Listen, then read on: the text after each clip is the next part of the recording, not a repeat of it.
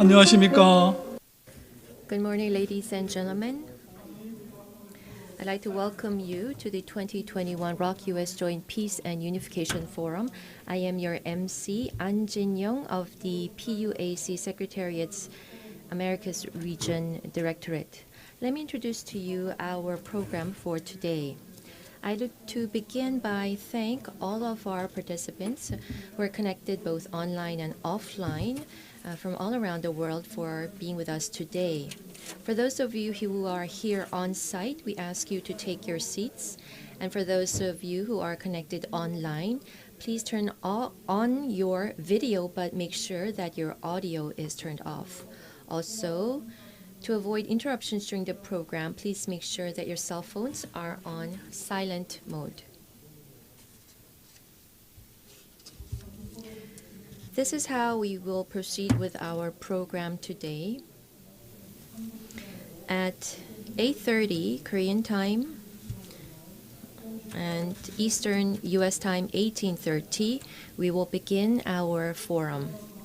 In consideration of the COVID situation, the Pledge of Allegiance will be brief, and it will be followed by the keynote speech by Executive Vice-Chairperson of PUAC, Seok-Hyun. And session 1 will be moderated by Director Lee Kwan-Sei of the Institute for Far Eastern Studies at Kyungnam University. Session 2 will be moderated by former Secretary General Bae Gi-chan of PUAC. And we have experts from Korea and the US participating in this forum, so we are providing simultaneous interpretation. For those of you who are here on site, please use the receivers on the table. Channel 1 is Korean and Channel 2 is English. So please set your channels accordingly. For those of you who are connected via Zoom, please use the globe language icon on your screen to select the language. For those of you who are connected through YouTube, we are providing both English and Korean channels so you can access accordingly. We will be beginning our forum at 8:30 Korean time.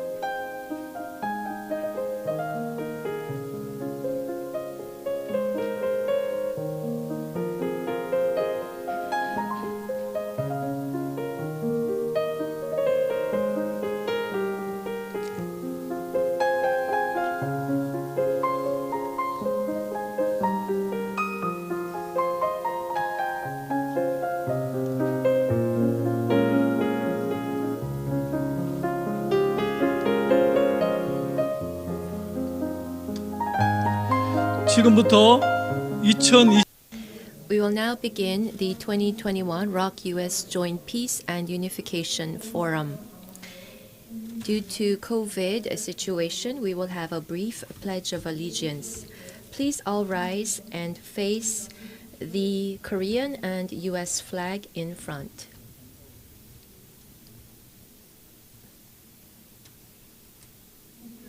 Salute to the flag.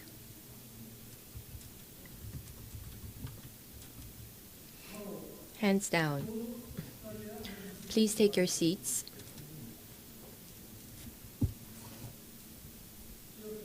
Next, we will have the keynote speech by Lee Seok-Hyun, Executive Vice-Chairperson of the Peaceful Unification Advisory Council.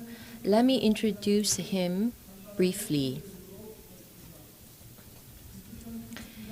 Executive Vice-Chairperson Lee Seok-Hyun served as six-term member of the National Assembly and Deputy Speaker of the National Assembly, and he served in the National Assembly Northeast Asia Peace and Cooperation Parliamentary Group, led the South Korean delegation to the October 4th Declaration Ceremony in Pyongyang and the Korean Peninsula Economic Exchange Special Committee.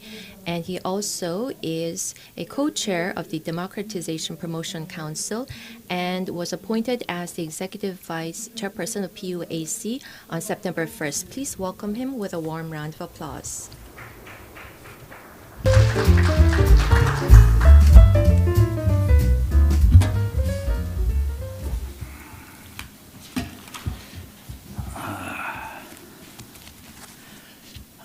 Hello, nice to meet you. I'm Seok-Hyun, the Executive Vice-Chairperson of the PUAC, Peaceful Unification Advisory Council, which is chaired by President Moon-Jae-in. Allow me to offer my sincere thanks and welcome to you all for participating in this joint forum. And I would like to extend my special appreciation to Lee Kwan-Sei at Kyungnam University, Korea. And US part, my special thanks also go to Joseph DeTrani, former US Special Envoy for the six-party talks with North Korea, and my friend Kim Yon-Ho, Associate Director of the George Washington Institute for Korean Studies, and Jenny Town, Senior Fellow and Director of Stimson's 38 North, and Frank Jannuzi, President of the Maureen and Mike Mansfield Foundation, who are attending today's forum all the way from the United States. In September, at the UN General Assembly, President Moon-Jae-in suggested the declaration of the end to Korean War. As you see, in 1950, the war broke out on Korean Peninsula, and in 1953, the armistice agreement was signed between US command, North Korea, and China. I think the declaration will create a peaceful atmosphere on Korean Peninsula and enable us to the negotiations for the denuclearization of North Korea. But some people are afraid that the declaration would lead us to the withdrawals of the American troops from Korea. But that is a completely different matter, because US troops are needed not only to confront North Korea, but also to seek the balance within Northeast Asia. Even if we declare it, American troops are needed for the military balance between China and Russia.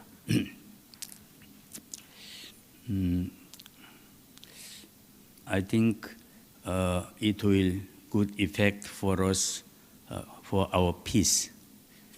Recently, I made visit to the some cities, eastern part of the United States, containing Washington, New York, Philadelphia, Boston, and Chicago. Then I met 6 congressmen.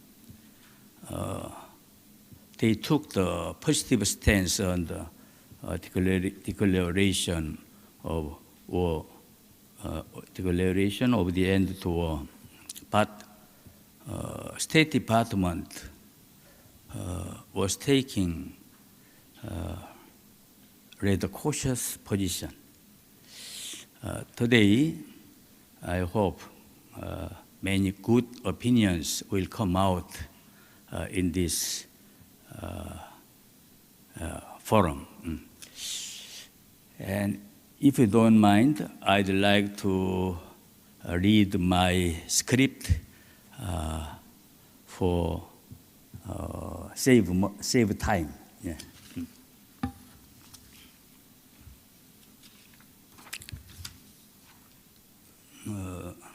The DPRK, North Korea, has also publicly expressed their position to accept the U.S. troop presence in Korea throughout the 3 generations of the Kim family.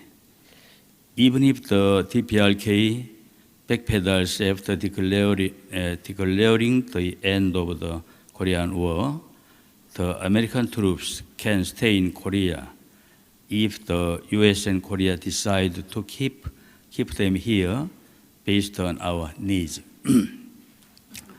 This is because the end of war declaration is a non-binding, non-obligatory political declaration. The current armistice regime will remain even after the declaration. That is why it's different from peace treaty. Until now, the US has said it bears no hostile intent toward North Korea, but it has taken no action to prove it. I believe that declaring an official end to the Korean War would instill North Korea with more trust. North Korea seemed somewhat uninterested in the beginning.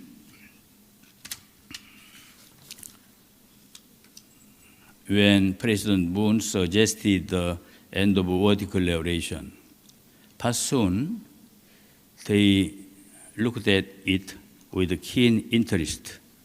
This is evidenced by a series of statements by Deputy Director Kim Yo-jong and restored cross-border communication lines directed by Kim Jong-un. We also need to ease tensions with North Korea to keep in check China's move to advance into the East. In 2014, when I was the Vice-Chairperson of the National Assembly, I went to Beijing with 10 Assembly members and met with Liu Yunshan, member of the Politburo Standing Committee. In the presence of Wang Jarui, head of the International Liaison Department of Communist Party, and Wang Yu, Foreign Minister. I asked them to make efforts to denuclearize North Korea, and they agreed. However, that night, at the dinner that evening, working level officials said to me, China was not close with North Korea, and that high-ranking officials would not be going to North Korea. I went back to Beijing in 2017, and China and North Korea were not close with each other at that time too. In 2013, North Korea executed Jang Song-taek, the head of the pro-Chinese group in North Korea. Also, there was the assassination of Kim Jong-nam in Kuala Lumpur in 2017, the year. Due to this series of events, relations between North Korea and China were not so good, rather bad. However, since the 2019 North Korea-US summit in Hanoi ended with no deal, North Korea has been rapidly approaching China. In order to prevent North Korea-China relations from developing into a stronger alliance, tensions between North Korea and US need to be eased. The active support from the US it's crucial for us to hold an inter-Korean summit, followed by an end-of-war declaration, either at the end of this year or the beginning of next year, when President Moon is still in office. Even amid crises on the Korean Peninsula, President Moon has successfully carried out the Korean peace process that was initiated in 2018, putting the ROK-US alliance at the center. Let us think of next government. This coming March, there will be a presidential election held in Korea. It will take considerable time before the new administration settles in, with the new president taking office in May. And by the time when things are ready again for a discussion on this matter, the US will be holding midterm elections in November. Thank you so much.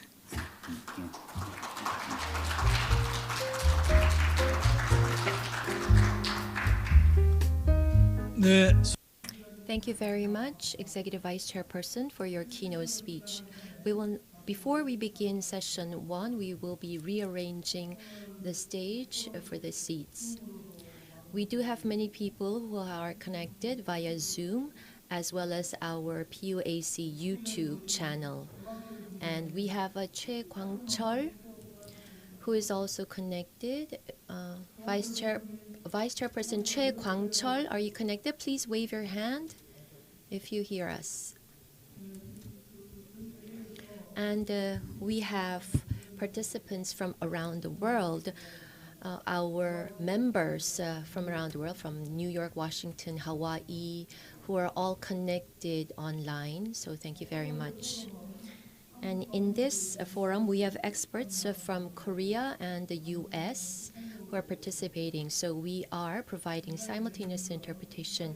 For those of you who are here on site, please use the receivers on the table to listen to the interpretation. Channel 1 is Korean and Channel 2 is English. So please set your channels accordingly. For those of you who are connected via Zoom, please use the globe icon on the bottom of the screen to select the language. And if you're watching YouTube, we are running both Korean and English channels, so please select the channel of your choice. We will be beginning session 1 shortly.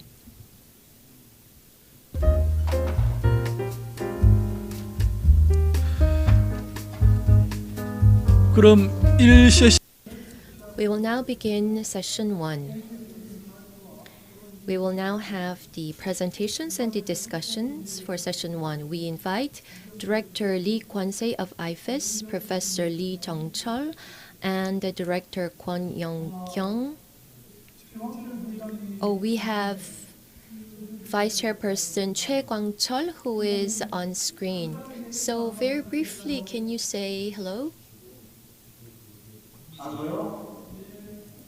Are you giving me a chance to speak? Coming this important forum today, organized by PUAC, USA, America. I welcome all, and I hope this time will provide all the precious insight and good information for the peace on Korean Peninsula. I really appreciate all the effort and support for the permanent peace on Korean Peninsula. Together we can achieve permanent peace. So that's our goal. We are all dire. We are all put all the effort for this topic and issue. I know, thank you so much for my friend Yon-Ho Kim and Jenny Town. It's been a long time to see you all. Hopefully I can see you in DC anytime soon. thank you so much for every participant today, and hope you guys have a great day today, great time. Thank you so much. Thank you, Mr. Chair. 네, 감사합니다, 부의장님. So again, we invite Director Lee Kwan-Sei, Professor Lee Jung-Chul, and Director Kwon Young-Kyung up on the stage. And we have former U.S. Special Envoy Joseph DeTrani and Associate Director Kim Yon-Ho, who are also connected online for the discussion. For session 1, we have Director Lee Kwan-Sei of IFES of Kyungnam University, who will be moderating. Before we begin this session, I'd like to briefly introduce to you Director Lee Kwan-Sei.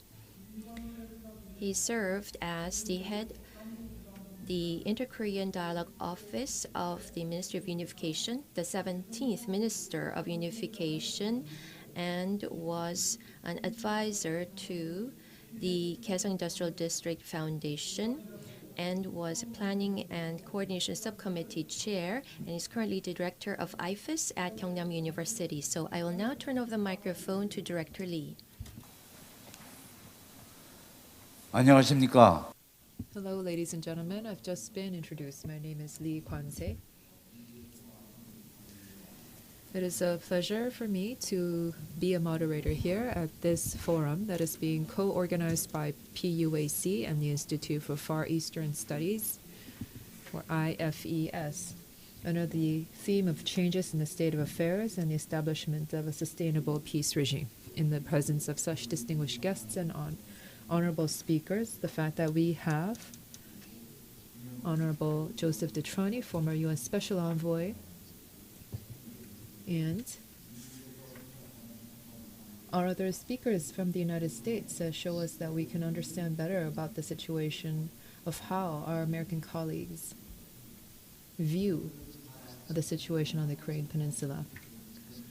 As you know, since the 2019 Hanoi summit was derailed, the inter-Korean relations and US-DPRK relations have been at a stalemate. And in September, at the UN General Assembly, President Moon suggested an end-of-war declaration to allow us to get out of this long-standing stalemate, and also to jumpstart dialogue between US and DPRK and the two Koreas, that we have to begin this process, that this process should not be stopped.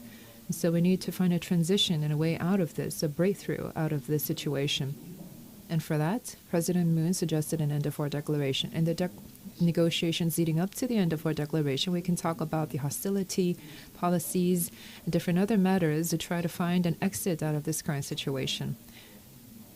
That is why, through different channels between ROC US and ROC China, there are many different discussions that are being held, and which is why we'd like to hear more from experts. And given the changes on the Korean Peninsula, we can see changes in Korea and changes in China, and also with situations about, we're going to hear more about the changes in the DPRK economy by one of our speakers, Mr. Kwon, a director at PUAC.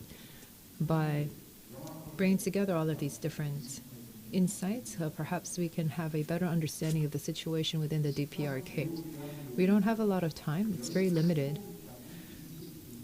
The first session would end at 10:15. So in terms of presentations and discussions, because you have already submitted all of your materials, so we will reference them. I'd like to ask the speakers to just keep to the summarized contents of their presentation, the core issues of their presentations, so that we can have a more active and lively discussion session where we can have an exchange of ideas. For first, the presenter would like to learn more about changes on the Korean Peninsula and North Korea's strategic responses by Dr. Lee Jung-Chul, professor at Seoul National University, and then understand the possibility of economic change in North Korea, because many of us are very much interested in DPRK economy, especially with the sanctions regime and COVID-19, which is not getting better in the DPRK. We want to understand really where is the future for DPRK's economy, and I know that many people are very much interested in this matter, so we would like to hear more from Dr. Kwon Young-Kyung. He is the Director of Planning and Coordination Subcommittee at the Keynote, and also with situations about we're going to hear more about changes on the Korean Peninsula and North Korea's strategic responses by Dr. Lee Jung-Chul, professor at Seoul National University, and then understand the possibility of economic change in North Korea, because many of us are very much interested in this matter. So we would like to hear more from Dr. Kwon Young-Kyung. of the Director, Economy Science Division Committee at PUAC.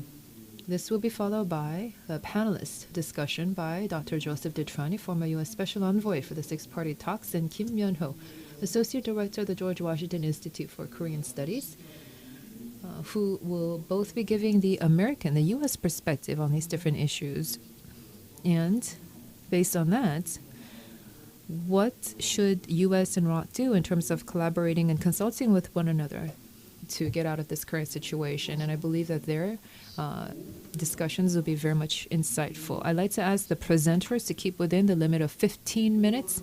And for panelists, I'd like to ask you to keep your discussion remarks to 7 minutes. And after that, we will combine all of the findings from what has been discussed, and hopefully we'll have a general discussion session later on, a more active and lively discussion session. So this is my hope for the proceedings of this first session. We'll now turn to Dr. Lee Jung-Chul, professor at Seoul National University, who will tell us about the changes on the Korean Peninsula and DPRK's strategic responses. 15 minutes, sir. Thank you. 네, 반갑습니다. Good morning. It's nice to meet you. I am Lee Jung-Chul.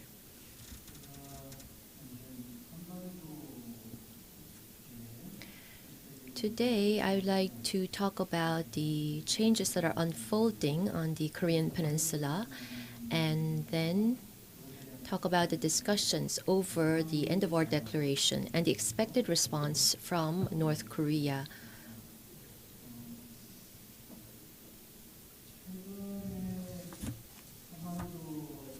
On the Korean Peninsula, recently, the U.S.-China rivalry seems to be a source of concern. There are concerns that we will have another Cold War. Of course, there was the recent bilateral online summit between the U.S. and China, and that concern seems to be growing. And there was an announcement from the U.S. On the Olympic boycott against the Beijing Olympics, and the Five Eyes countries, including the UK, are considering diplomatic boycott of the Olympics also. And so the concerns about a new Cold War unfolding is increasing. But for me, personally, I think that the U.S.-Sino relations, compared to what was like last year, is actually improving very gradually. So basically, of course, there are rough words being exchanged and there are growing concerns. But in fact, if you look at what's actually happening, the diplomatic boycott against the Beijing Olympics is, well,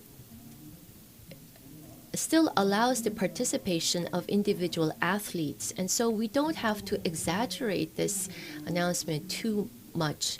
And in terms of the rough exchange of rough words, I mean the fact that the athletes are still allowed to participate in the Beijing Olympics is a sign, a good sign, that the bilateral relations are in fact improving very slowly. And the U.S. government is faced with numerous global issues right now. And it's not just its relations with China that is of concern. There's the Russian-Ukrainian issue recently, and the withdrawal from Afghanistan, and the following U.S. global posture, and the changes in the deployment postures around the world, and Germany and France and other traditional allies, European allies of the U.S., and the relations the U.S. has with these countries. Because of many of these issues, the U.S. cannot really focus only on its relations with China in carrying out its global policies. So I think that's a very narrow perspective if you think that way. And of course, still here in Korea, there are a lot of discussions, talks, concerns that the North Korean issue is on the back burner for the U.S. But I believe that it's not necessarily on the back burner, because the U.S., of course, North Korea is saying that we can launch satellite into orbit, and Naroho will be launched again next year for South Korea, and then North Korea may also make another announcement that they have that sovereign right as well. So, looking at the series of events, I don't necessarily think that the North Korea issue for the U.S. is less prioritized. So, I think the South Korean framework of trying to understand this situation, we need to reconsider that also. And the U.S.-Sino issue is actually, it's a bilateral issue. However, it does have implications for the global supply chain as well as unexpected crisis that we have to deal with right now. These are the areas that South Korea has to focus on more. So I think that is the kind of the ROC perspective or approach that we need to take as we watch the U.S.-Sino relationship unfold. And considering all of these circumstances, the end of war declaration is a very important priming water which can promote the establishment of peace on the Korean Peninsula. And so using the end of war declaration as a catalyst, we can make it known that the North Korean issue, the Korean Peninsula issue, is very important to the global community. And through the end of war declaration, the U.S. and Korea as allies can show that we are coordinating closely for our joint response against North Korea. So this will be a very important diplomatic gesture as well. Many people are saying that the end of war declaration as it is raised right now is too sudden and doesn't have much substance. So those are some of the concerns that are being raised. But for me personally, I believe that we don't have to take the end of war declaration too heavily. We don't have to give it too much meaning or too much weight at this point. We should make it actually a light issue so that the neighboring countries, China, Japan, and the U.S. and South Korea also will see that the end of war declaration actually can contribute to making a breakthrough in the current situation. So reaching that consensus on this role that the end of war declaration can play in bringing about some small impetus to improving the current relations right now. So it's been 8 months since the U.S. and North Korea have not had any dialogue. And so we can use the end of war declaration as a medium to try to begin discussions with North Korea once again. On November 23rd, there was a 동아일보 article that talked about the very detailed wording for the end of war declaration. So if you read through that article, there are some conclusions, interim conclusions that we can derive. In 2018, Korea and the U.S. first began discussions over the end of war declaration. And during the Singapore agreement, the U.S. and North Korea working level people had agreed on a wording on the end of war declaration that it is what's called the 6 p.m. text according to Mr. Bolton. So there was a wording that was agreed upon by both sides. And the end of declaration as is included in this document has two significance. One is that the Korean War has ended. And the second statement talks about North Korea and the U.S. will work towards concluding a peace agreement. So these two statements had been included.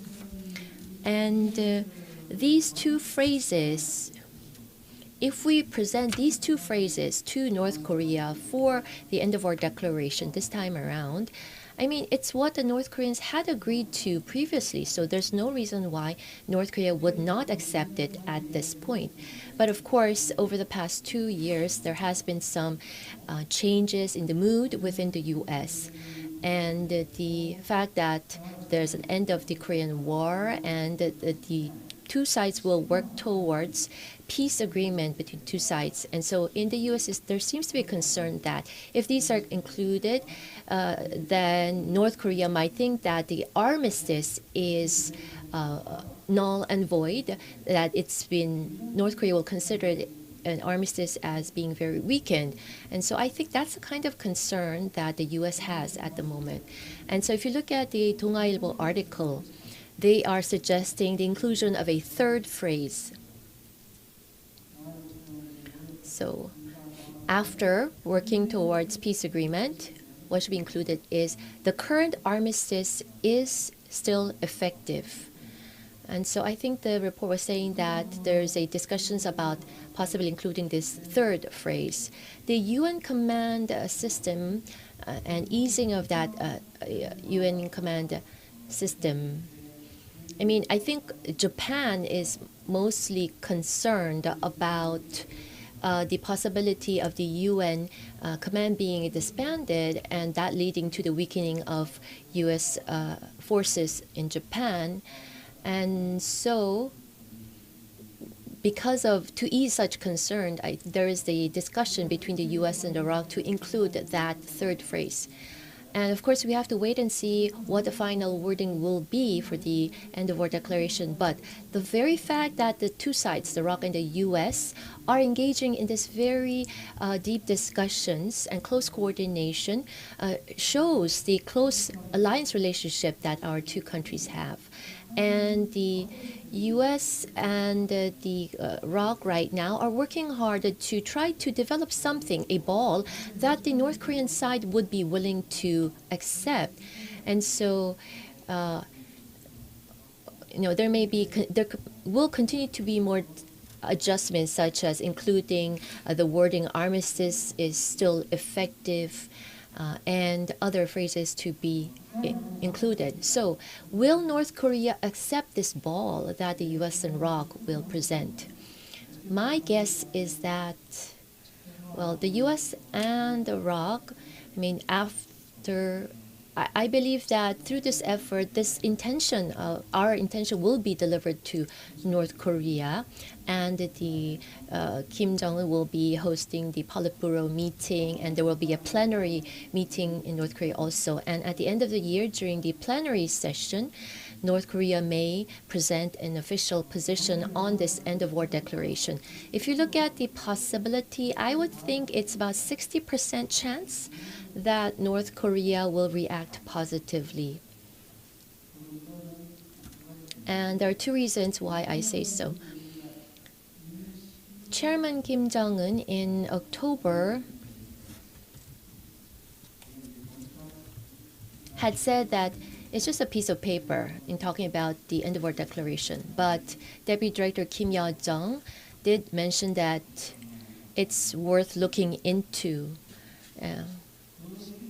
And at that time, Chairman Kim Jong-un also mentioned something which we need to take note of. He said that we no longer have to look at the U.S. or the ROC as our enemy in considering our national security. Our military capacity is built not to target a specific country, but because it is targeting war. So this is a defense posture. This is a deterrence posture that we are developing when we build our military capabilities.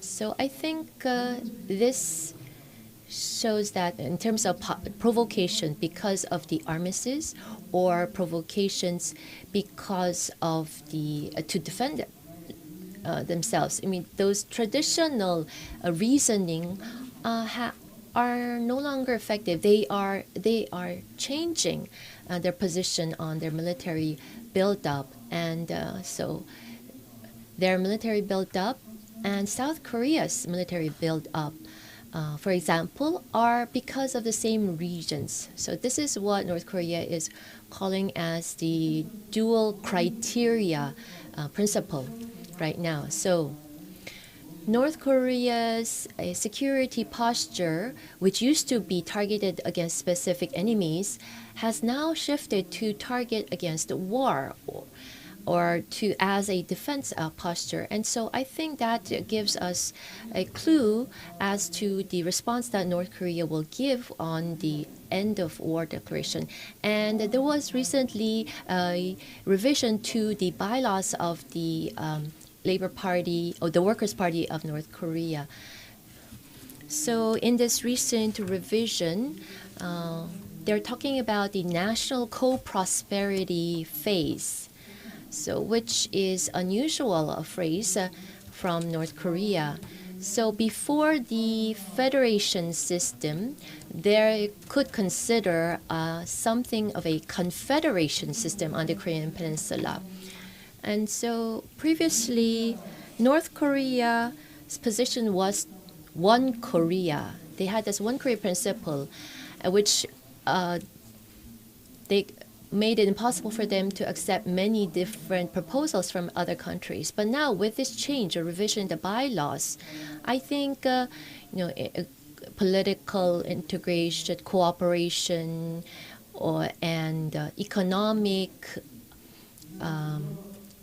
agreements such as SEPA, the South Korea, North Korea free trade agreements, for example, can now be considered because of the revision. So their change of position on war and the acceptance of this possible confederation system on the Korean Peninsula, considering these two statements come from North Korea, we can guess that end of war declaration would be something that North Korea also needs. And that is why I am saying that there's a 60% chance that North Korea will accept this positively. Thank you very much. Professor Lee, of course, had submitted a very detailed text, and we can go into that more deeply during the discussion session. And Professor Lee talked about the fact that the end of war declaration suggestion is not something that is sudden, and we don't have to take it too heavily. In other words, it's a way for us to make a breakthrough in this situation, to form a consensus on the way forward. So it's a way for us to confirm the importance of the Korean Peninsula issues, and the U.S. and ROC are collaborating on the end of war declaration to show this close coordination between two countries. On the end of war declaration, the Korean government and the PUAC are doing a lot of promotional work, and we are engaging in a lot of discussions. And through these forums, what we are sensing is that what is the intention behind the end of war? And are we just suggesting that what kinds of discussion we'll be having? I think we can delve into that during the discussion session. There are concerns that it will entail the withdrawal of USFK, the disbanding of the UNC, and many other concerns. We talked about the concerns from Japan, from the US also. So on these concerns, 동아일보 article also gave good suggestions, and Professor Lee introduced that to us during his presentation. So there are negative perceptions and concerns against the end of war declaration, and I think we can go into the details later on during the discussion session. And by the end of this year, there will be a plenary session from the Politburo in North Korea right now. And through his New Year's address, Kim Jong-un presents the way forward for that year for North Korea. And the plenary is an opportunity to review the year's improvements or developments. But the Korean Peninsula situation right now is actually conducive to having a end of war declaration, and the North Korea's faced the economic difficulties, COVID crisis right now. So amidst all of these developments, what choice will be North Korea? What choice will North Korea be making in the future? And Professor Lee seems to be on the positive side. He talked about 60% possibility of positive response from North Korea. Next, we'd like to turn to Dr. Kwon of PUAC, who is going to tell us a little bit more about the DPRK economy and If the sanctions regime and the COVID-19 disaster continue to go on, what is going to happen with its trade relations with China? And because it has shut down its barriers and it cannot engage in any other trade, how are they going to break through out of this economic situation? Can they do so just through self-reliance regeneration strategy? At the 8th the Workers' Party Congress, they were discussing the economic situation as a key issue. And so we'd like to hear more about the economic situation right now in the DPRK. So can you please restrict your comments to about 15 minutes? Yes, thank you, and it is a pleasure to meet you all. I've been studying the DPRK economy for about 30 years or so. So when I go into looking at the DPRK economy, I understand that it is rely very much on its regime, on its own system, and this is a frame through which I try to observe the DPRK economy. And if we take a look at the history, we know that there are some people who say that DPRK is not trying to find any way to change the economic structure. There are some people who say that DPRK is refusing to change, that it is not budging. But I think that in the Kim Jong-un era, I do think that the regime was trying to implement some changes to the economic system. And one of the symbolic aspects of that is that Kim Jong-il, when he met Madeleine Albright, said that we are also very much interested in Thailand's structure, or Thailand's system. And when he had the first summit with Kim Dae-jung, Kim Jong-il also talks about the possible changes. But I think that during Kim Jong-il's regime, there are many aspects within the DPRK that were not making it conducive for change, that they were not ready for changes. So at the time, the father, Kim Jong-il, was trying to feel out the possibility for change. And also try to look at foreign relations and keep it very limited. It wasn't as extensive as reform and openness, the kind of reform and openness that we will think about. But when we come to the son's regime, when we come to Kim Jong-un's rule, it appears that they were trying to explore the possibility of different changes, but they've gone beyond that and experimented with actual different changes. But right around the time they were trying to do all these different experiments and they were carrying out these different experiments, I think that Kim Jong-un was observing China's reform and openness, market opening policies, and DPRK thought that they should also go on the road towards gradual reform and openness, which would be pursued by the Workers' Party. On this slide, you can see here that the socialist system, when they try to implement some aspects of the market economy within a socialist system, there are several models that they could think about. There's China, Vietnam, Cuba would be some of the areas that they can benchmark. But within that, there is also, they have to think about these characteristics of the DPRK economy that make it very unique. And so they were trying to come up with an ideal kind of model for them. As you know, Kim Jong-un has engaged in very much experimental kind of new kind of market economic experiments that really surprised many of researchers like myself. And in 2013, there was an economic development law and trying to establish about 28 different economic zones across the nation, which ultimately failed, but it was a very unique and specific attempt. And what I thought to be very interesting was that in 2013, Kim Jong-un created the light industry kind of groups, and when he did so, he said that we have to improve the quality of life of the people, and we need to come up with the good and peaceful conditions that are conducive for economic development. When we read into this, we can understand that Kim Jong-un, from very early on in his rule, was trying to implement different changes. His father, Kim Jong-il, was going through very much transitions, especially in the 1990s. They were very defensive and trying to maintain their regime, and it was military first at the time.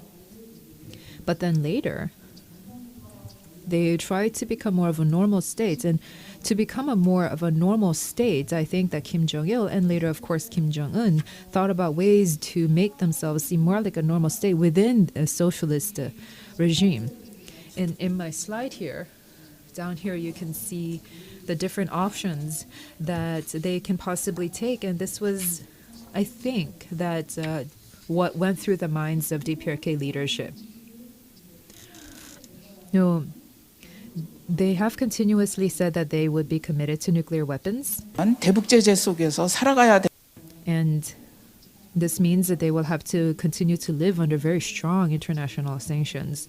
This means that their economic regime, their economic structure would continue to be very heavily dependent on the Chinese economy. And if we take a look at this historically, for those of you who are well aware of the history of DPRK's regime, that the elites, the political elites in the DPRK, they're very wary of China. So for them to go that route of being heavily dependent on China is very difficult. It's a very difficult choice to make. And so they have to ask themselves, can economic development really be possible?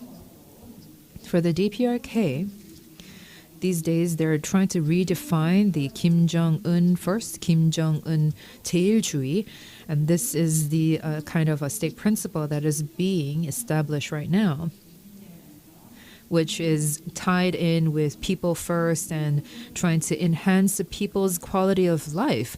But this is what Kim Jong-un was trying to emphasize early on in his rule, that he's going to put people first. So it's going to be hard to transition from people first to Kim Jong-un first. So what other people would say, researchers like me, would also think about a scenario where they could maybe give up nuclear weapons and try to become a developing socialist country, possibly like Vietnam. So that could be a possible scenario. But if we understand the very specific characteristics of the DPRK regime, this would be a very difficult path to choose, because internally within DPRK, I think that they suffer from what I think is a kind of inferiority complex, which is that there are many concerns that the DPRK's economy could have a very hard landing. From the point of view of the DPRK,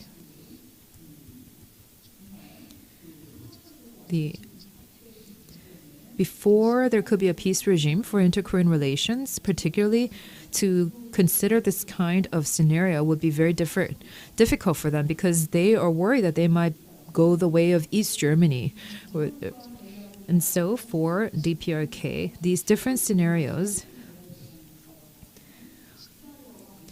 for them, the most possible option and the most ideal option for them was to become a developing socialist country with nuclear weapons. Around the time of 2016 or 2017, in the very short period of time, in that short window, the Korean Peninsula looked to be in a state of crisis because there are all these developments of nuclear weapons around this time. But this wasn't the only thing that the DPRK was focusing on, but as I mentioned before, they were also being very active in trying to pursue a pragmatic economic development front as well. So we have to really understand this kind of two-track posture, two-track approach that DPRK was trying to take. Early on, they were trying to pursue this pragmatic economic development front, as I mentioned before, and this actually in the very early process allowed them to see some very beneficial, positive outcomes. As you know, the DPRK economy in the 1990s were suffering in a negative economic growth rates. Their productivity was completely broken around the time of the 1990s. They were trying to leapfrog out of that, and to do so, they have to shock or stimulate the supply side of the economics. But because they were focusing on self-reliance regeneration strategy, it's very difficult to leapfrog and trying to stimulate the supply side, which is why they had to rely on foreign capital and the influx of foreign goods. So from 2012 to 2016, under the pragmatic economic development policy, the DPRK really experienced that kind of slight opening up. As a result of that experience, you can see here, I tried to elaborate further in my slide, but from 2012 to 2016, if we look at Bank of Korea statistics, DPRK showed that there was a positive economic growth rate of about 1 percentage point, 1% level, but many DPRK experts say that around this time it could have likely gone to about 5% CAGR economic growth. This shows us that at the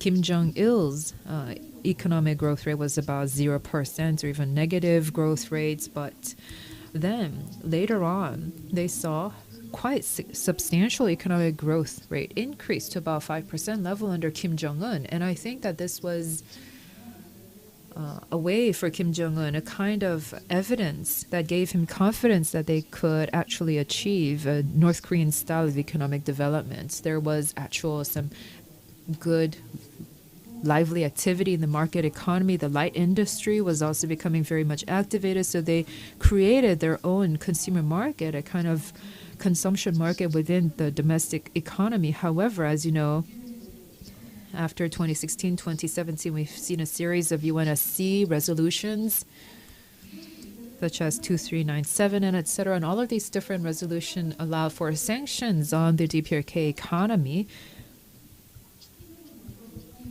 which meant that the mechanisms that stimulated the supply side became more dismantled for the DPRK economy, which is currently the situation they're in right now. The moderator early on said that he was curious to see what the current results of the DPRK economy, but as of now, in 2021, as a result of the heavy sanctions and the unforeseen COVID-19 pandemic that happened since last year, the DPRK economy has actually contracted very heavily. Many people say that this is leading to a crisis situation. If you look at trade statistics, yes, it appears that the numbers show us that they are in a kind of crisis situation. From 2012 to 2016, their trade expansion, foreign trade expansion for the DPRK, if we compare it to Kim Jong-il, saw an increase of 200%, so double the rate under the father, Kim Jong-il. But after sanctions were applied, their exports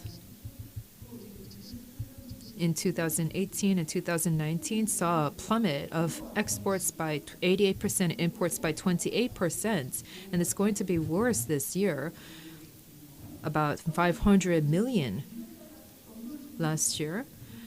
And this year it's only about 100 million. So this shows us that there is a severe shortage of goods, which is leading to a kind of very possible, very severe domestic crisis. And it's true because if we look at the facts, we see that there is a lack of goods, a lack of supplies, and this is very difficult for the residents. In the light industry plants in the factories have also shut down because they don't have any goods. They don't have intermediates or raw goods to use. And so that is also making things very difficult. But what is interesting is that for food production, because I think that many of you might be interested in this, that after the arduous march in the 1990s, if we compare the food production, the decrease is only about 5 to 8% vis-a-vis the arduous march. And if we consider the arduous march in the 1990s, if the DPRK had not voluntarily shut down its borders, and if they had maintained the supply of 200,000 or 300,000 tons of food with the humanitarian aid and all of that, then perhaps in June of this year,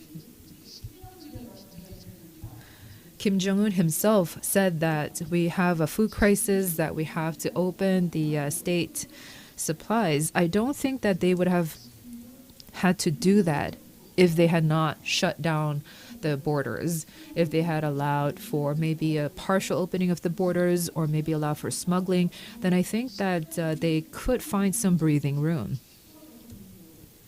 My point here is that yes, food production is decreasing, but it is not as bad as the arduous March levels that we witnessed in the 1990s. And if there is a partial kind of reopening of the trade, then perhaps they can not go back to the worst situation, the terrible situation of the 1990s, because as you know, the border shutdown is self-imposed. The inflation levels for food since last year, we can see that there are these changes in the prices of food. And about 2 years ago, in 2018, if we were to compare, last year there's been some volatility in the price of food prices, particularly with rice. If we compare with earlier levels, we've seen that there's a bit of a volatility there and a huge decrease there. But this is not as bad as the volatility in the food prices that we witnessed back in the father's period under Kim Jong-il. This means that the regime is being very much actively intervening in the market to try to control the food prices. The decreased volatility has been quite severe until May of this year, but since April, we've seen it slightly stabilize. Of course, however, there is a huge gap and discrepancy between the capital, Pyongyang, and the other provinces, which was really severe until August of this year. But this has also become slightly stabilized in the second half of this year. But there is a big change in that the U.S. foreign exchange saw a huge increase in value. And this has also seen, this was also a big change. So if we consider that the real economy is struggling, that the won's value appreciating and depreciating, it's quite surprising to see, but this also shows that the regime is actively intervening in the market and kind of manipulating the FX prices as well. But because they have this border lockdowns, many of the basic necessities and industrial goods cannot come into the country because they cannot be smuggled in, they cannot be traded in. So we see that the price of these goods and products have been skyrocketing. For example, vegetable oil and sugar, these kinds of processed goods. So yes, some of the numbers are bad, but we have to take a very closer look into the more detailed statistics and understand them in light of the context with the past, comparing to the past. Because of this, there are some issues with the DPRK regime, specifically considering their budget. Because with the sanctions and the COVID-19 pandemic, this year until September, I think that they've only seen trade about $100 million US, which means that basically they don't have any kind of trade. This means that their market economy is shrinking at a very worrisome level. The Changmadang markets and the market economy have been responsible for much of the budget for DPRK economy, but because they are shrinking, it appears that North Korea's tax revenue is going to go down by about 30 to 40%, which is my prediction. And I'm basing this on these statistics that you see here. North Korea's budget revenue growth rate is at about 0.9% at 2020. You can see that it's been roughly around 5%, 4 to 5% every year. But the revenue growth rate is estimated as 0.9%, whereas the budget expenditure growth rate is expected to be around 1.1%. And so these statistics show us that the regime itself is very much cognizant of the crisis that is in front of them. And as a result of this, in January, at the Workers' Party Congress, the 8th Workers' Party Congress, they announced a new 5-year economic development plan where they are trying to come up with a very defensive economic development policy. And under this, there are two things that we can consider, which is that they want to expand the supply side. They need foreign capital and foreign goods to do that, but since they cannot have that, they're going to mobilize as much of the local domestic resources as possible so that they can make sure that their existing economic base and their industrial base would not be completely shattered. So this is the thrust of their 5-year plan. And another thing that we have to look at is that it appears that the DPRK regime is saying, okay, we will use this opportunity to build up from here. That Kim Jong-un, under his first few years, he was trying to have economic development and open the market economy, but there were some very huge issues there, very big challenges, which is that in DPRK, there are these specialized organizations, such as military organizations or party-affiliated organizations that have very much special interests and special powers within the DPRK economy. And that they were engaging in various different kinds of economic activity outside of party rule and party control. And there was a concern that the regime might lose control over these different organizations. And this is a big risk for the regime because there was that risk that these organizations would operate outside of their control and hoard up all these economic development and capital. And so DPRK economy is going to use this current very difficult situation to try to have stronger control and exert stronger control over these special interests, specialized organizations. Kim Jong-un early on in his rule tried to open market economy and tried to open the market, but some people say that given what we're seeing now, that maybe they're reverting back to the past.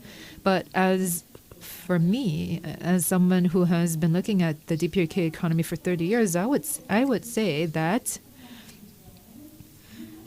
the regime's understanding of the relationship between the market and the regime is that they have no choice but to understand that a planned economy and the socialist regime would have to go together for them.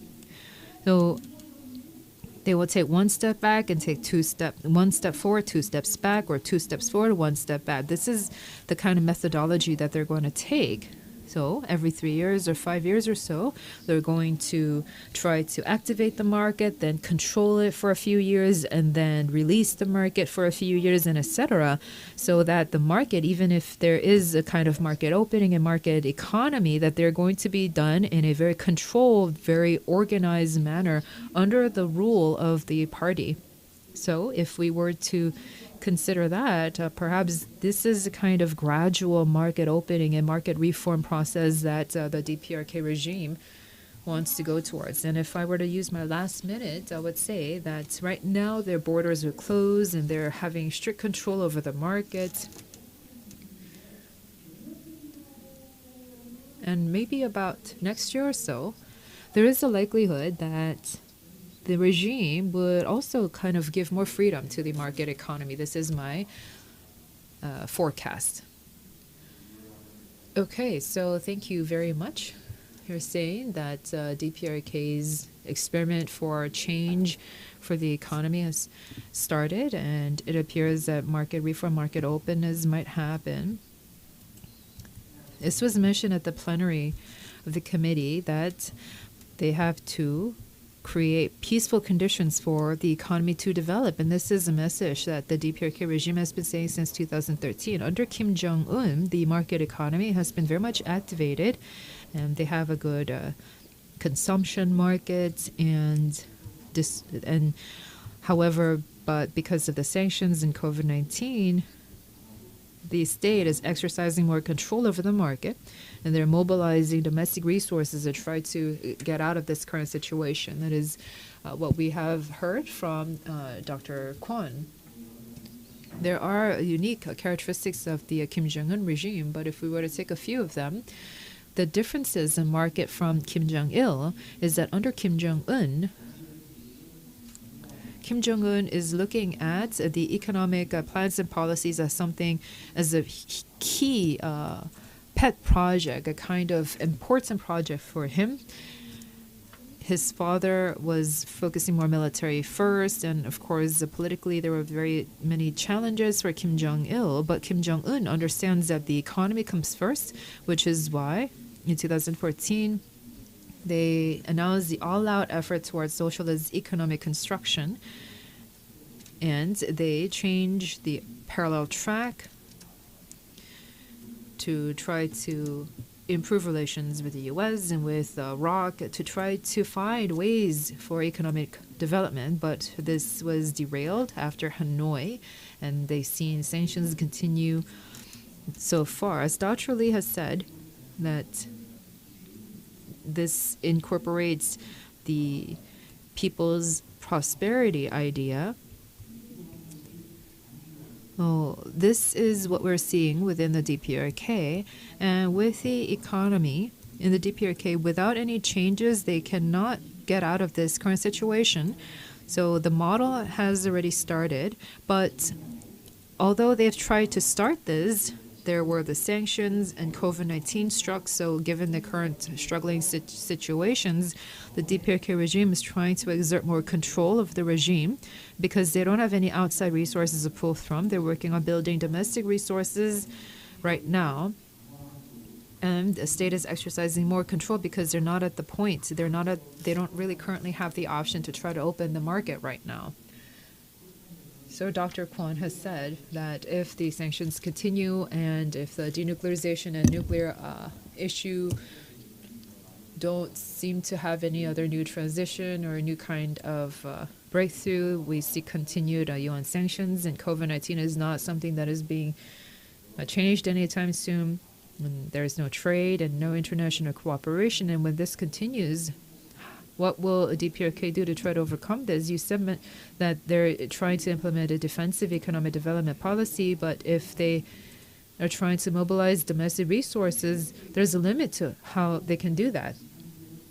What happens if there's a limit to how many resources they can mobilize? You said that next year there might be some new changes in terms of the regime's plan, but maybe you can elaborate on why you think that is and what will happen if DPRK faces a limit in mobilizing their resources, because that can have implications for us in terms of our policy. 아까 간단히 얘기했습니다만 저도 매우 중요해서 And also you mentioned this earlier. 하고 싶은 것은 8차 당대회 때 At the 7th Party Congress, there was mention about many different economic development fronts and different strategies, but after several years have passed, there's the idea that these specialized institutions or organizations that have a lot of power and influence, and the regime is trying to eradicate all of that and have a party focus or state control kind of economic development.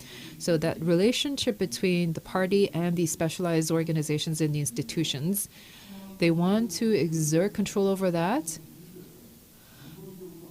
So the issues and the challenges regarding that, this entrenched kind of a power and influence that these existing organizations have and their relationship with the party, it would be very difficult to kind of figure that out, because if they had some wealth and if they were not in such a difficult situation, then maybe it might be even worse for them to try to eradicate their influence. So for maybe the party right now, when things are tough going, maybe it's actually better for them to control these different organizations.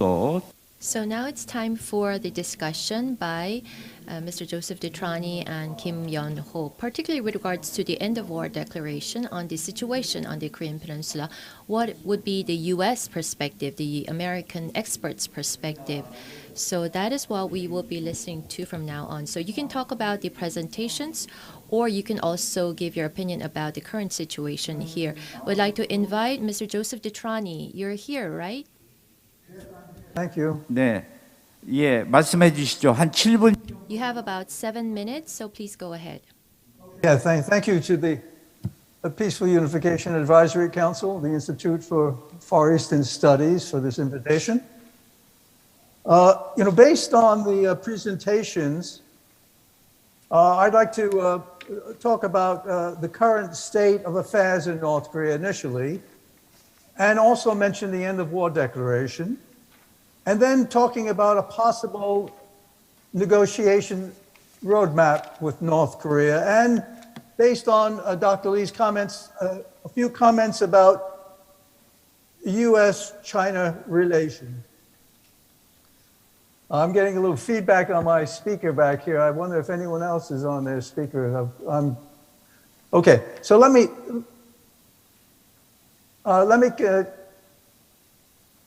continue with the state of affairs in North Korea. I think, as Dr. Kwon indicated, the economic situation in North Korea is dire. The border has been closed due to COVID. Trade is literally down appreciably with China. Crude oil is not coming into North Korea. Petroleum products not coming in. So the economic situation, as Dr. Kwon eloquently indicated, is truly dire for North Korea. We have to also look at the nuclear weapons. North Korea continues to produce fissile material, whether it's plutonium or highly enriched for their nuclear weapons. And they continue to develop more sophisticated missile delivery systems. We saw the cruise missiles being delivered. We saw missiles being launched from rail cars, hypersonic missiles, submarine launched ballistic missiles, short-range ballistic missiles, all very, very significant. We've not seen an ICBM launch or a nuclear test, but everything else is moving forward with nuclear weapons and missile delivery systems. Look, let me just say briefly, it was mentioned in the presentations previously, the Hanoi summit failed. We know that in 2019, and it failed because North Korea was not prepared to put everything on the table. And we know from experience working with North Korea, it's actions for actions, commitments for commitments.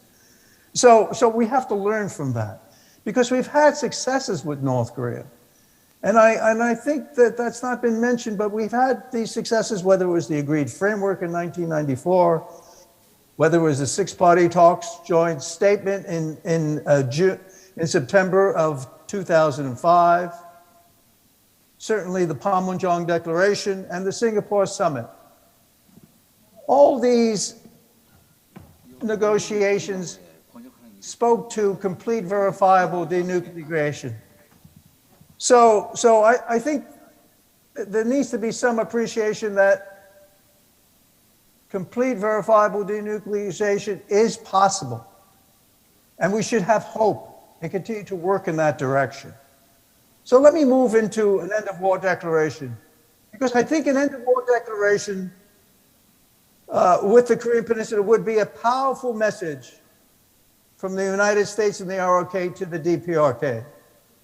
It'd be a bold gesture, joint gesture, to Kim and Kim Jong-un, that the Republic of Korea and the US want to finally turn the page and enter into a period of peace and reconciliation, and eventually reunification of the two Koreas. North Korea responded favorably to President Moon-Jae-in's September 21 speech at the United Nations, calling for formal declaration, ending the war on the Korean Peninsula. And on October 4th, North Korea reactivated the cross-border hotline with the ROK, seizing on President Moon's passionate speech at the UN.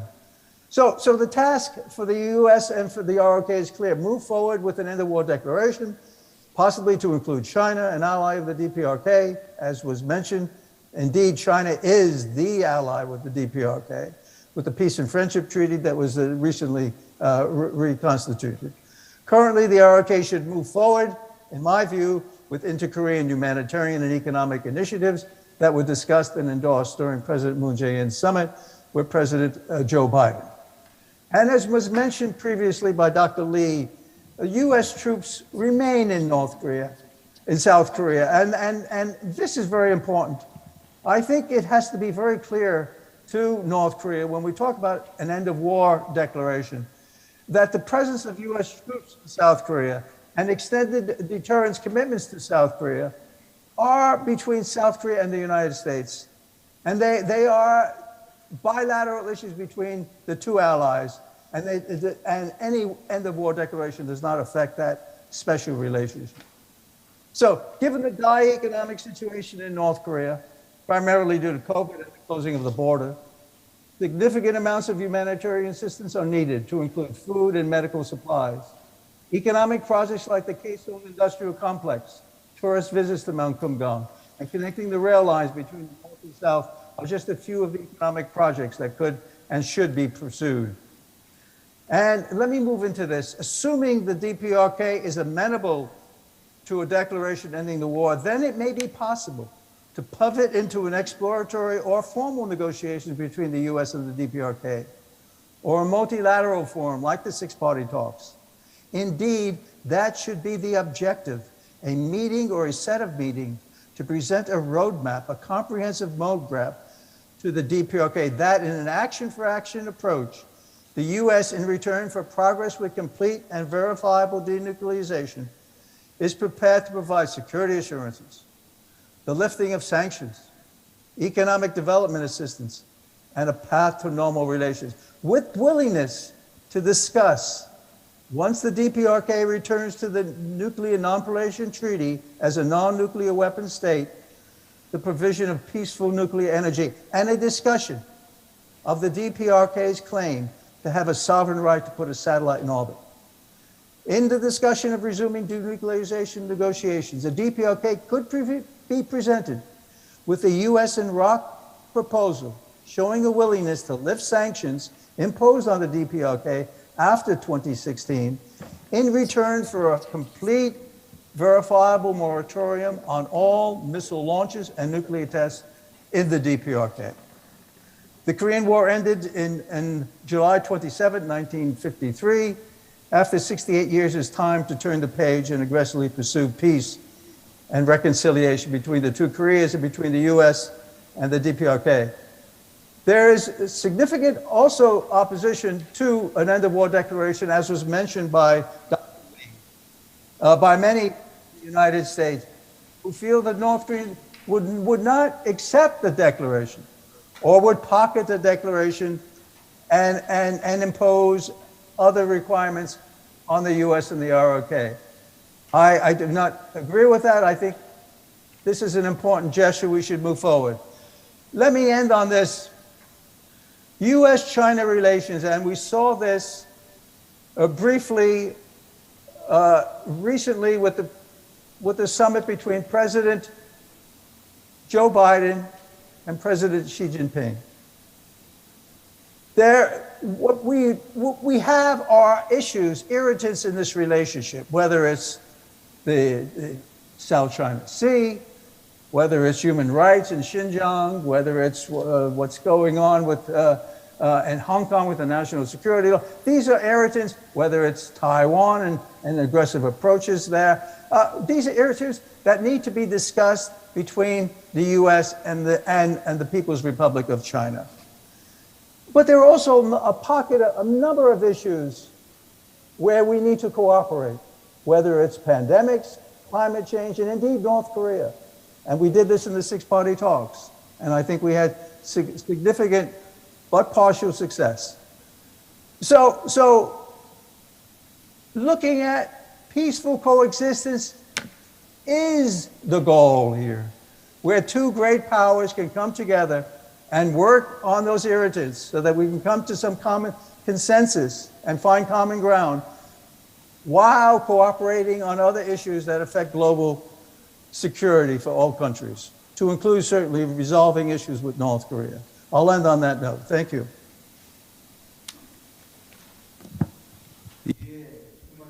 Thank you very much, Ambassador DeTrani, for your great discussion. So I'll be asking you this question later on, but let me just tell you what it is outright. So you emphasize the need to pursue the end of war declaration, and this is a very strong message that the US and ROC can send to North Korea. And also with the six-party talks, the US-Sino relations, you also touched upon that and also presented some solutions as well. Humanitarian and economic initiatives should be pursued with North Korea. That's what you emphasized. And humanitarian assistance is needed in North Korea. But realistically, I mean, there is the UN sanctions. That is, of course, humanitarian assistance is exempted from the UN sanctions. And the US is saying that it's willing to provide humanitarian assistance to the North, and that's what South Korea wants as well. But realistically, this humanitarian assistance is not unfolding. It's not taking place. Why is that? So I'll be asking you this question again later on. Dr. Kim, Yon-Ho, I know that you are working actively within the U.S. The U.S. says that we're ready for talks with DPRK at any time. We're going to take a pragmatic approach to DPRK, unconditional talks. We are ready for that, but we're not seeing any talks between the two sides. Is there any commitment from the U.S. side to have more active engagement with the DPRK, because it doesn't seem like they have that commitment?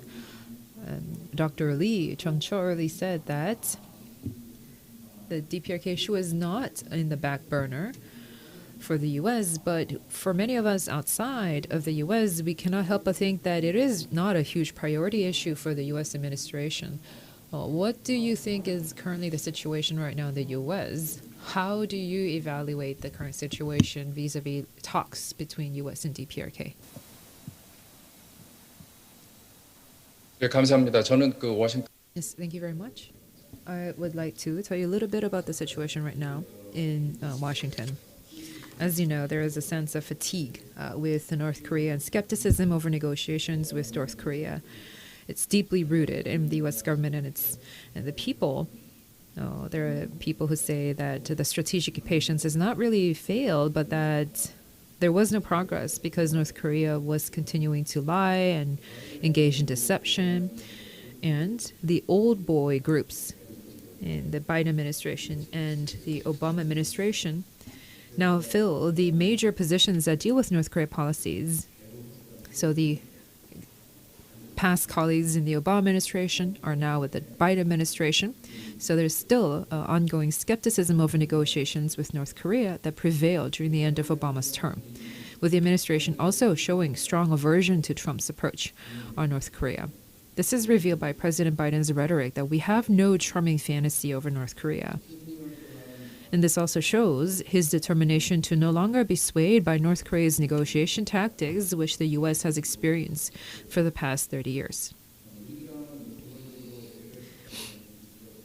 It has been said that the Democratic Party basically has political DNA, and President Biden made it clear from the presidential candidate selection process that he is not interested in any clumsy small deals with North Korea.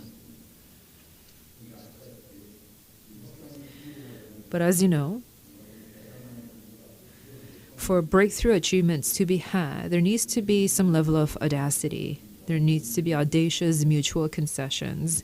Nonetheless, the U.S. seems to be reluctant to be the first one to make the first move. And this is what other experts have already said. In amidst a Northeast Asia security structure in which Sino-U.S. strategic competition has been intensifying, the U.S. seems to have little expectation of policy coordination with China to resume nuclear negotiations with the DPRK. The U.S. appears to be satisfied with maintaining the situation without giving any room for North Korea's provocation, while suggesting that the countries resume talks without any preconditions. It doesn't look as if the Biden administration has many audacious plans for the DPRK. And as the moderator has said, right now, the South Korea suggestion for an end-of-war declaration caused much controversy in Washington and among the American people. The objection to the end-of-war declaration in the U.S. stems from their deeply rooted distrust of North Korean sense of fatigue. Of course, this is not something that should end as a declaration only, that it's a stepping stone for resuming talks. And therefore, after the end-of-war declaration is signed, the parties should re-enter, I guess, the tough process of normalizing U.S.-North Korea relations and denuclear negotiations. But it appears that none of the parties seem to have a political commitment to doing so, either in U.S. or DPRK. So for the parties, they have to look at trust building, and try to get out of the status quo. But it doesn't appear that right now the U.S. there's a lot of political commitment to be spared on that. I believe that the White House will look at the midterm elections and next presidential elections and the impact to domestic politics. And if we were to take a look at that, the U.S. DPRK negotiations is not high risk, high return. It's high risk, low return. And so that's why for the White House, they don't feel like they need to insist on investing political assets in this situation. Furthermore, President Biden has vowed to restore the alliance that has been damaged by President Trump and is seeking to unite allies with China on the pretext of democratic values and international norms. There's also been summits to do so, and right now our Biden administration is trying to create an anti-China front. So therefore, he's listening courteously to South Korea's envoy declaration initiative. He's respectful. The White House is being respectful of this. The Biden administration will be making political calculations with respect to the possibility of North Korean provocations after South Korea's presidential election is held next year, as many experts pointed out, as well as the political ramifications of the end of war declaration in the domestic politics of the U.S. Another significant variable remaining is how to coordinate with South Korea's new government's on North Korea policy. So this is a big headache right now, I would think, for the White House. No.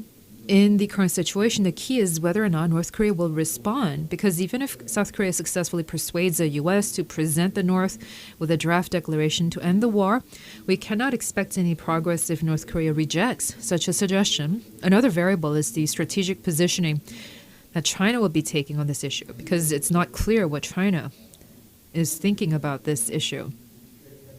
Separately from this, South Korea must continuously encourage the U.S. to explore a long-term solution to North Korea's nuclear program to help us get out of this very exhaustive, fatigue situation. Another big challenge lies in how, from an economic standpoint, to deal with North Korea's call for regime security in case we pursue relations normalization and nuclear negotiations in tandem.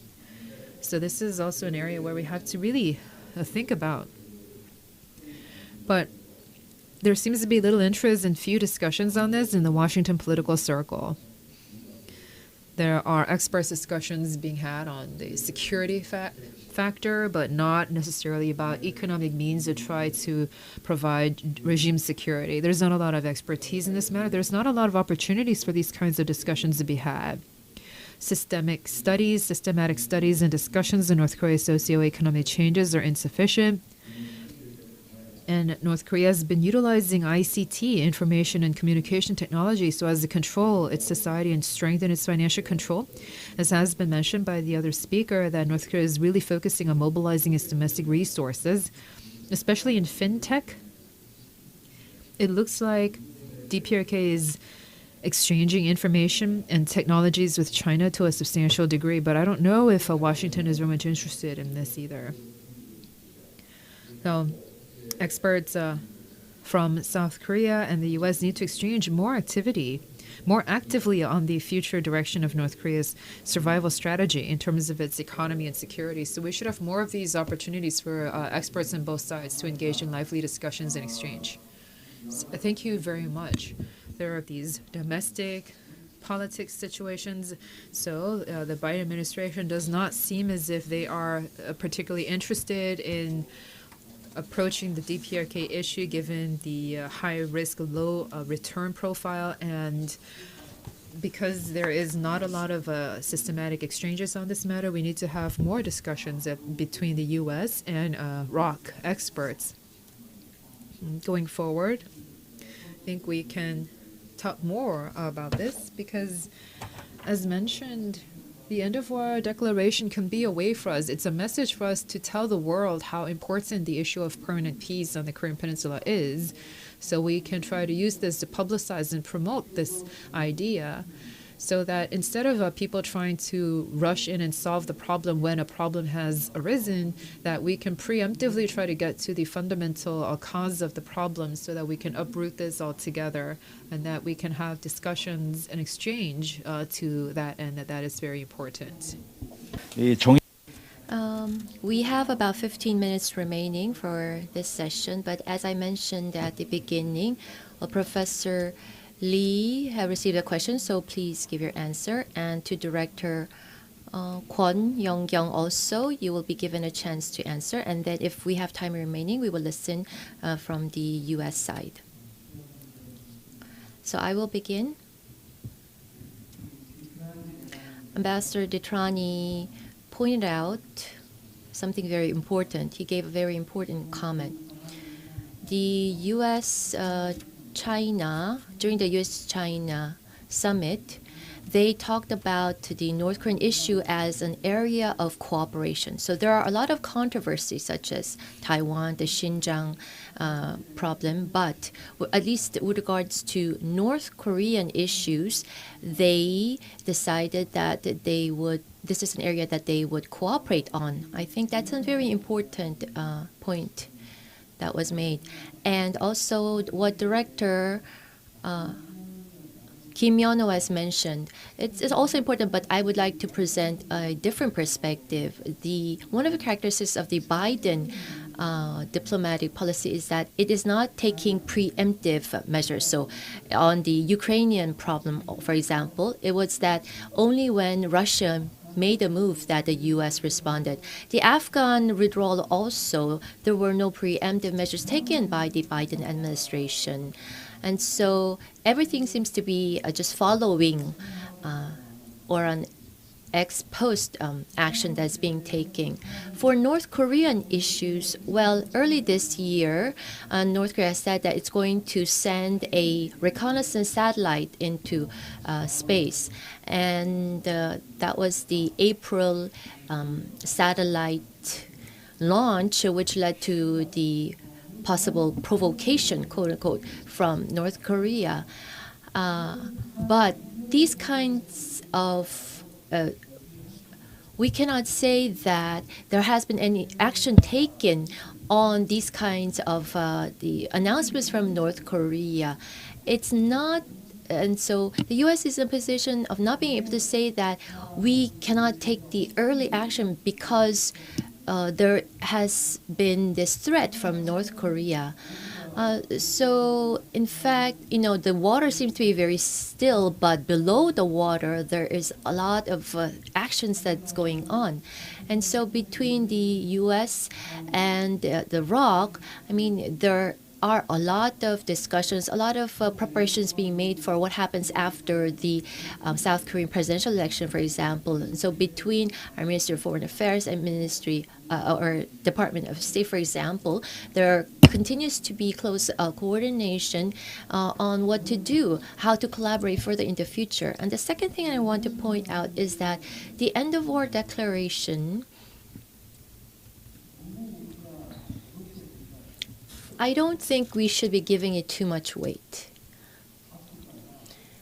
I mean, we shouldn't save it for a later time. So I think that's the kind of approach that we need to take.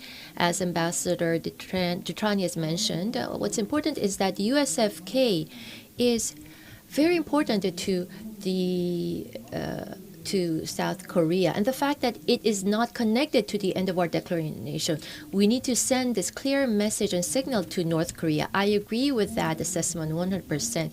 The end of war declaration discussion right now has nothing to do with USFK, the UNC, and it's not part of the negotiations with North Korea. So North Korea understands that, South Korean government, the U.S. government all understand that there is no connection among these issues right now. So this is an issue of a trust. So whether North Korea will take this and make it an issue or not, I don't think that's the main point here. And lastly, The end of war declaration right now, there's no reason for us to connect that to the Beijing Olympics. Our Minister of Unification has made mention several times. So the Beijing Olympics boycott and the end of war declaration, I mean, the media reports saying that, because of the connection, end of war has become more difficult, but I don't think so.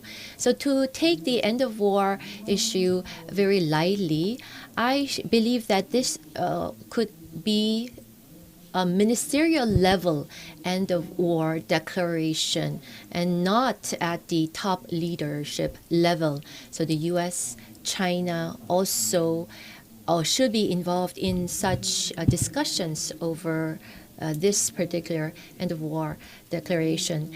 And in fact, this end of war declaration, we're not saying that it has to be very specific at this point. Under the Moon-Jae-in administration, the peace process had begun. So we're going to use this as a priming water, as a catalyst to continue on this peace process that had begun under the Moon administration in the following Korean government. Yes, of course, it would be best if we could have the end of war declaration, but its essence as an effort to establish peace on the Korean Peninsula, to try to contribute to peace on the Korean Peninsula, the fact that there continues to be discussions and efforts for peace, I think that would be the most important role that the end of war declaration could play. And also, 1 or 2 rounds of discussions are not going to make this real. Or possible. And so there has to be continuous discussion. And ultimately, it's something that we will have to discuss in depth. So in February next year, we have the Beijing Olympics. And in March, April, we have the combined exercises, US-ROC combined exercises. And then we have presidential election in March, and then the new government will begin shortly. So we have very good opportunities for end of war declaration on the Korean Peninsula in the future. And so the Korean Peninsula situation, I mean, we cannot just leave it to this vicious cycle that is ongoing right now. And so I think we need to have, in essence, continued discussion to try to find a way forward. And it has to be South Korea taking the lead in this discussion. So I think that is our intention behind the end of war. So the Korean and the US experts coming together to discuss the security issues, for example, and our bilateral alliance. I think it's important for us to continue on with these discussions to form some level of consensus. So, Director Kwon, your discussion next. 지금 I have been asked that this is going to put a strain on DPRK's domestic resources, that they have a limit that they're going to get to.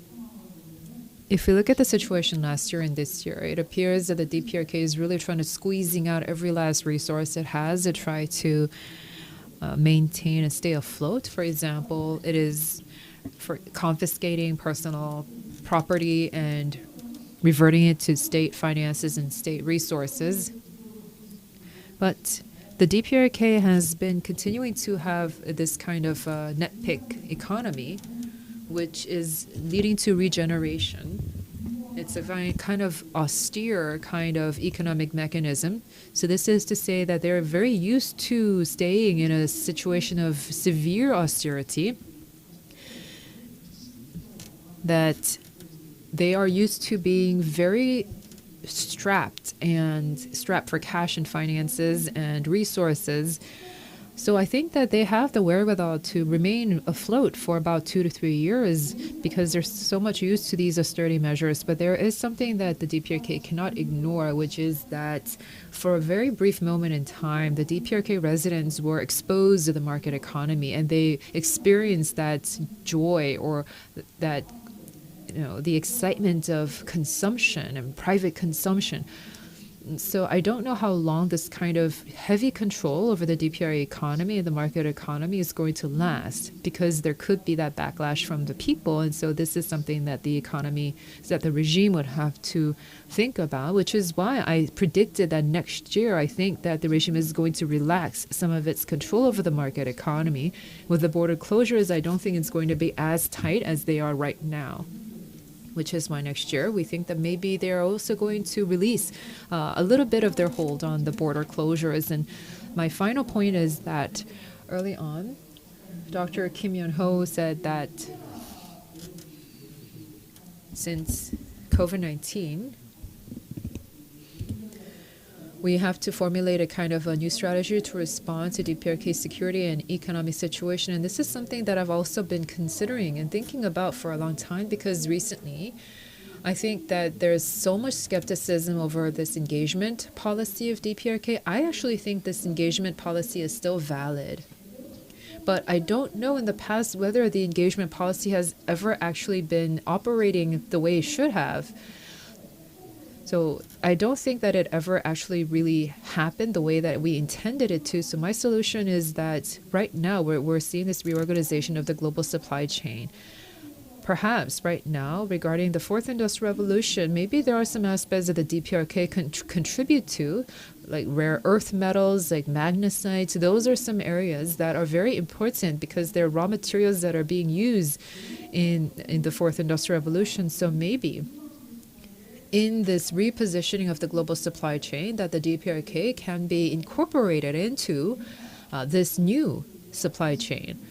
And maybe this could be a kind of incentive for them to try to engage in this negotiation process for denuclearization. Thank you very much.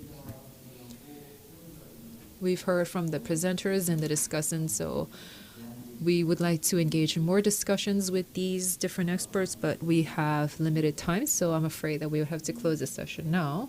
I know that there are many members of PUAC, of the different chapters and councils joining us overseas, and I know that you also have a lot of questions and matters that you would like to ask, so maybe we will take about 2 to 3 questions from our participants, our audience members.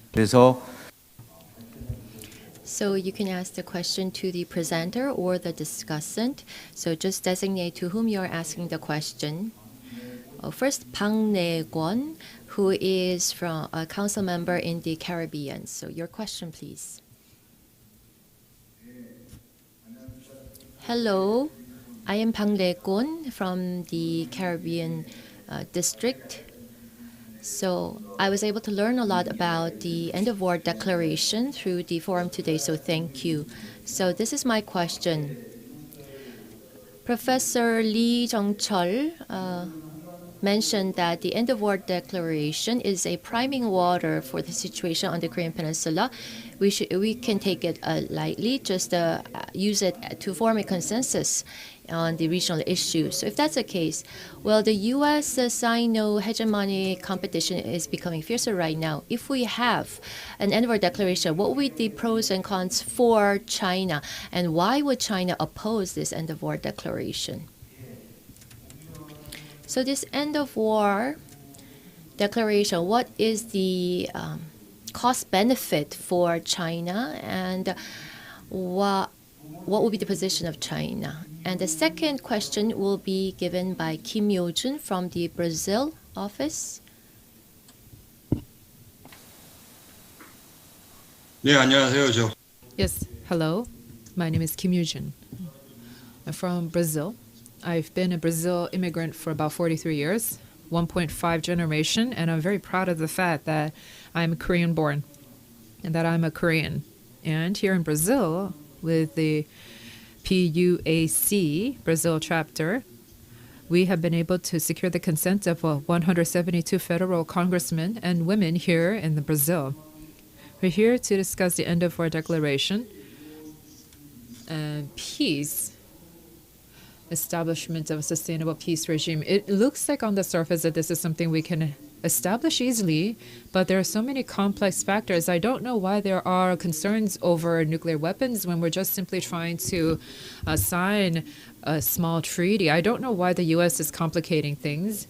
And this is something that I would like to ask Dr. Kim Yon-Ho, why this is the case. And also, we are having this discussion here that is organized by PUAC. But here in Brazil, we have a DPRK embassy. It's difficult for the PUAC to reach out to the DPRK embassy in Brazil. It all has to go through and go through with the consent of the U.S. And there are this Korean Peninsula peace draft law that is being trying to be passed in the U.S., which I think is mostly about humanitarian exchange, as has been mentioned by one of the experts. Oh, I'm wondering, my question is, what can we do here on the Brazil side to assist the efforts to go towards the permanent peace and end of war declaration? I've also lived for about 8 years in the U.S., so I hold U.S. citizenship and I hold U.S. patents. Thank you. This was a question for Director Kim Yon-Ho. So why is it that the U.S. is trying to approach this issue in a very difficult manner? I think that was the gist of the question. And last but not least, we have a lot of council members who are participating from the different provincial assemblies around the world. And we do have several who are here on the floor, who are here on site, despite their busy schedules. So anyone from the floor who would like to ask a question directly? Anyone from the floor here who will be asking a question? If not, I'd like to ask for the answers to the questions that we received from our two council members. First is Dr. Lee Jung-Chul, and then the second question will be answered by Director Kim Yon-Ho.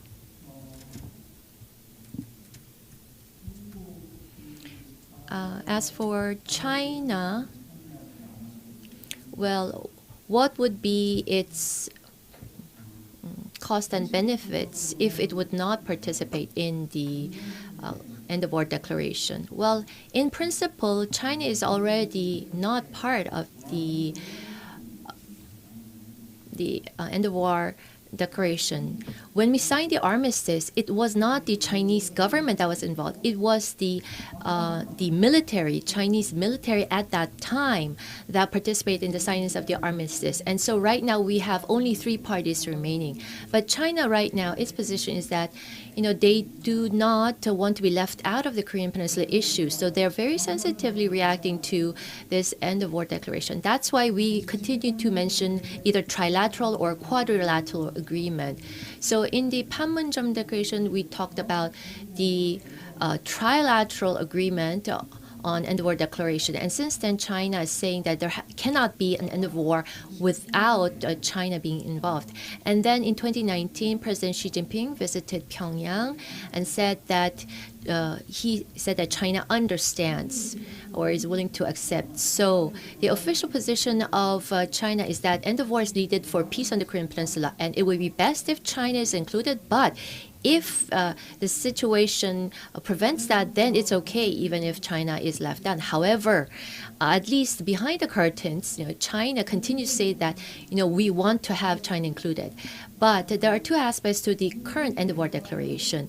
We want to, we've not had any negotiations with North Korea and between the U.S. and North Korea under the Biden administration. So there is a stalemate in terms of U.S. DPRK dialogue. And so we want to use the end of war as a way to catalyze the discussion. And so the main parties would be the U.S. and the DPRK. And I believe that China understands that. Secondly, this end of war declaration, China wanted this to be a Beijing peace process, but China wanted the Olympics to be a Beijing peace process. However, there is a boycott by the U.S. and some other countries, so I think that's not possible anymore. So even if we would have an end of war declaration only on the Korean Peninsula, then it would still be okay. China will accept. But the problem is that will China come to the Korean Peninsula to sign the end of war declaration directly? I mean, they have to come, despite the fact that it would hurt the reputation a little bit. But if they're willing to be a participant to the end of war declaration, they would have to come to Korean Peninsula. So as long as North Korea accepts this, then we could have the end of war declaration for the Korean Peninsula, and China is very much willing to participate. That's my perspective. 지금 10시 10. So we had to stop at 10:15, but we are already 5 minutes behind schedule. Dr. Kim Yon-Ho, would you like to speak just briefly? I don't know if I am the right person to respond because we also have Ambassador DeTrani present here, but if I were to just give my own 2 cents, there is just very deep mistrust for the DPRK. It's very difficult to overcome that. There is just simply no trust. And we always think about how the end of war declaration is like the entrance to denuclearization, and that leads to the issue of sequencing. But this is also something that has not been determined within the U.S. There are lots of debates about what should come first, and because there's a counterparty, it's not something that we can decide on our own. We also have to think about what DPRK is going to do and what China, what Iraq, or what Japan is going to think about. So we might think that the end of war declaration is a simple process, but in fact it is not. It's a huge headache and huge complications. Thank you. Thank you very much. Ambassador DeTrani. So PUAC Brazil council member had said that the U.S. should actively engage for easy resolution to this problem. And also, Director Kim Yon-Ho gave his comments. But Ambassador DeTrani, do you want to add anything on this topic? I think Dr. Kim Yon-Ho was right on the mark. Look, there is a lot of distrust in regards to relations with North Korea. We've had some success, as I've mentioned in my presentation, but there's a lot of concern that if the U.S. and the ROK provide North Korea with a proposal for an end of war declaration, North Koreans may, one, refuse it, or they may accept it and just pocket it and make other demands, or they may just assume that this is the beginning of approaching subjects that Dr. Lee talked about, I mentioned briefly, about the U.S. military presence in South Korea and the extended deterrence commitment. So I think there needs to be, there's so many, I think, in the U.S. who feel that there needs to be some movement from the DPRK to show a willingness to move towards complete verifiable denuclearization before we start providing some of these incentives like an end of war declaration. I don't necessarily agree with that assessment. I think a gesture to North Korea at this time, and I think China would be very amenable to that also, that may get North Korea back to negotiations. And that could be the beginning of a process that will lend itself to a discussion of complete verifiable denuclearization in return for security assurances and the lifting of sanctions, et cetera. So it's a gesture, it's an important gesture, but the key here now eventually will be a peace treaty. And for the United States, the advice and consent of the Senate would be necessary for a peace treaty. And right now that's not likely at all until we see movement on complete verifiable denuclearization. 예, 알겠습니다.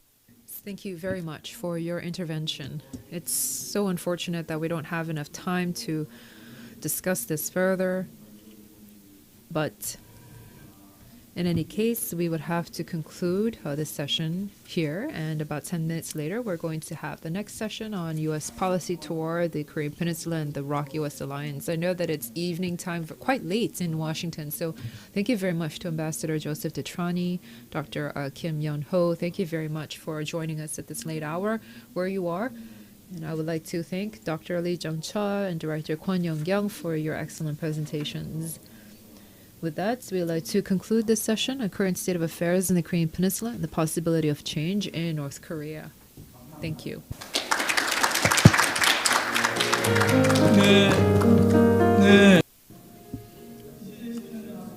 Thank you. Before we have session 2, we will have a short break.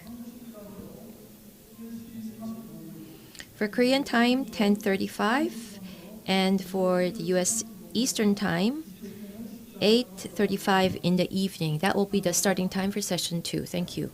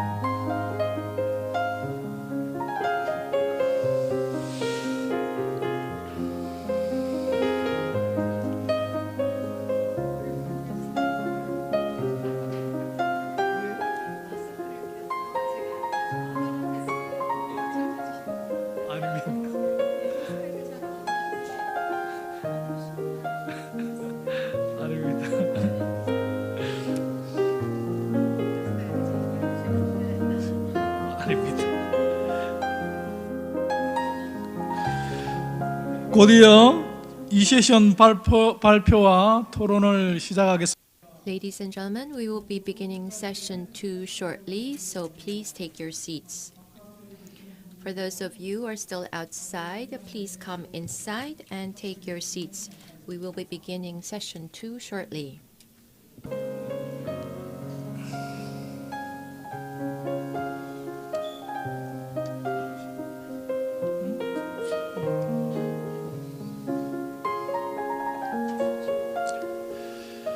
그럼 이 세션 발제 We'll now have session 2. We invite Secretary General Peggy Chun and Vice President Moo-Jin and Senior Researcher Choi Yong-Hwan up on the stage. Or they are on the stage already. We have our online participants, Director Jenny Town and President Frank Jannuzi, who are also connected online. And they will be giving their presentations and discussions later on. And this session will be moderated by Secretary General Peggy Chun of PUAC. So let me briefly introduce to you the Secretary General. He served in the Presidential Office as Advisor for Northeast Asia and Policy Coordination. And in 2007, he was part of the South Korean delegate to the Inter-Korean Summit. And he was special delegate for EU and Germany of President Moon and served as Peace and Prosperity Subcommittee member of the Presidential Policy Planning Committee, as well as is serving as Secretary General of the Secretariat of PUAC. So, Secretary General Peggy Chun, please go ahead. Hello, I'm Peggy Chun.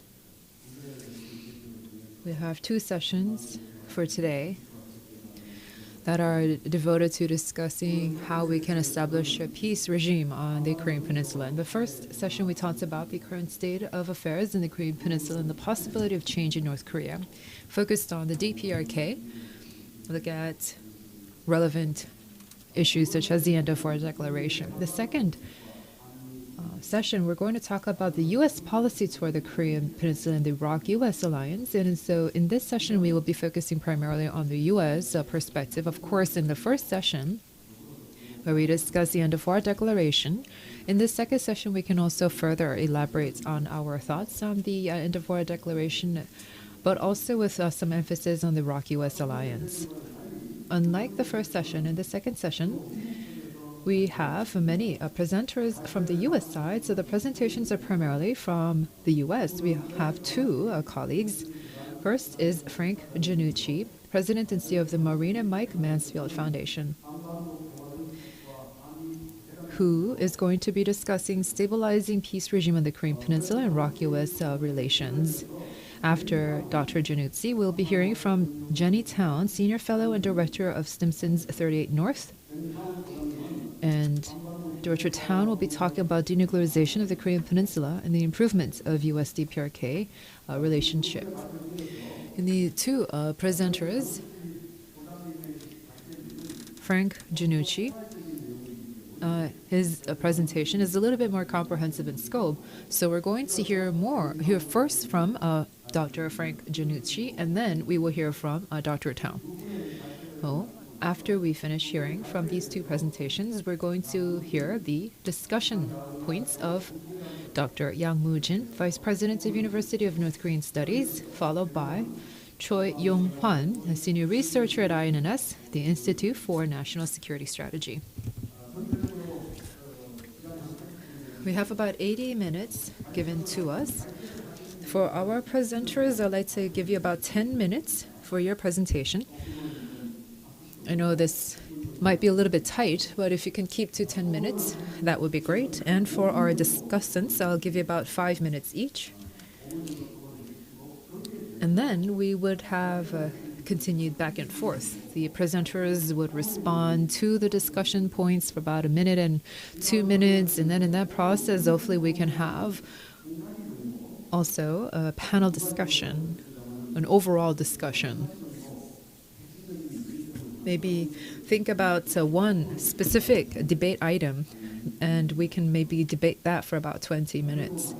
And lastly, We also take some questions from the floor here offline and both online. There are some questions that the audience would submit or ask, and so we would take those as well. So now we'd like to hear, first of all, from our first presenter, who will be joining us online, Dr. Frank Jannuzi. Please. Good morning, everyone. It's my great pleasure to join this forum and to present some thoughts about the US-ROK alliance.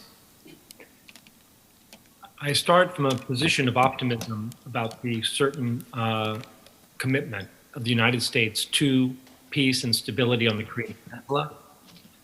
And I have no doubt in my mind that the Biden administration, like the Trump administration before it, is fully committed to fulfilling the US obligation to the Republic of Korea.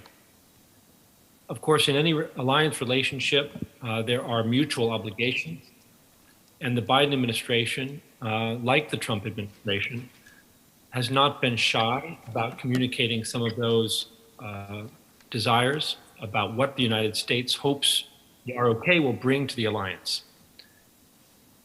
One of the fundamental transformations of the US-ROK alliance over the last 30 years has been the shift from a focus almost exclusively to security on the peninsula to more of a global alliance, one in which the two countries are working together around the world on their mutual interests. I think that reality underscores just how resilient and important the ROK-US alliance is in Washington, D.C., and how much value Washington extracts from this special partnership. I don't want to sound too optimistic. There are always differences between the United States and the Republic of Korea.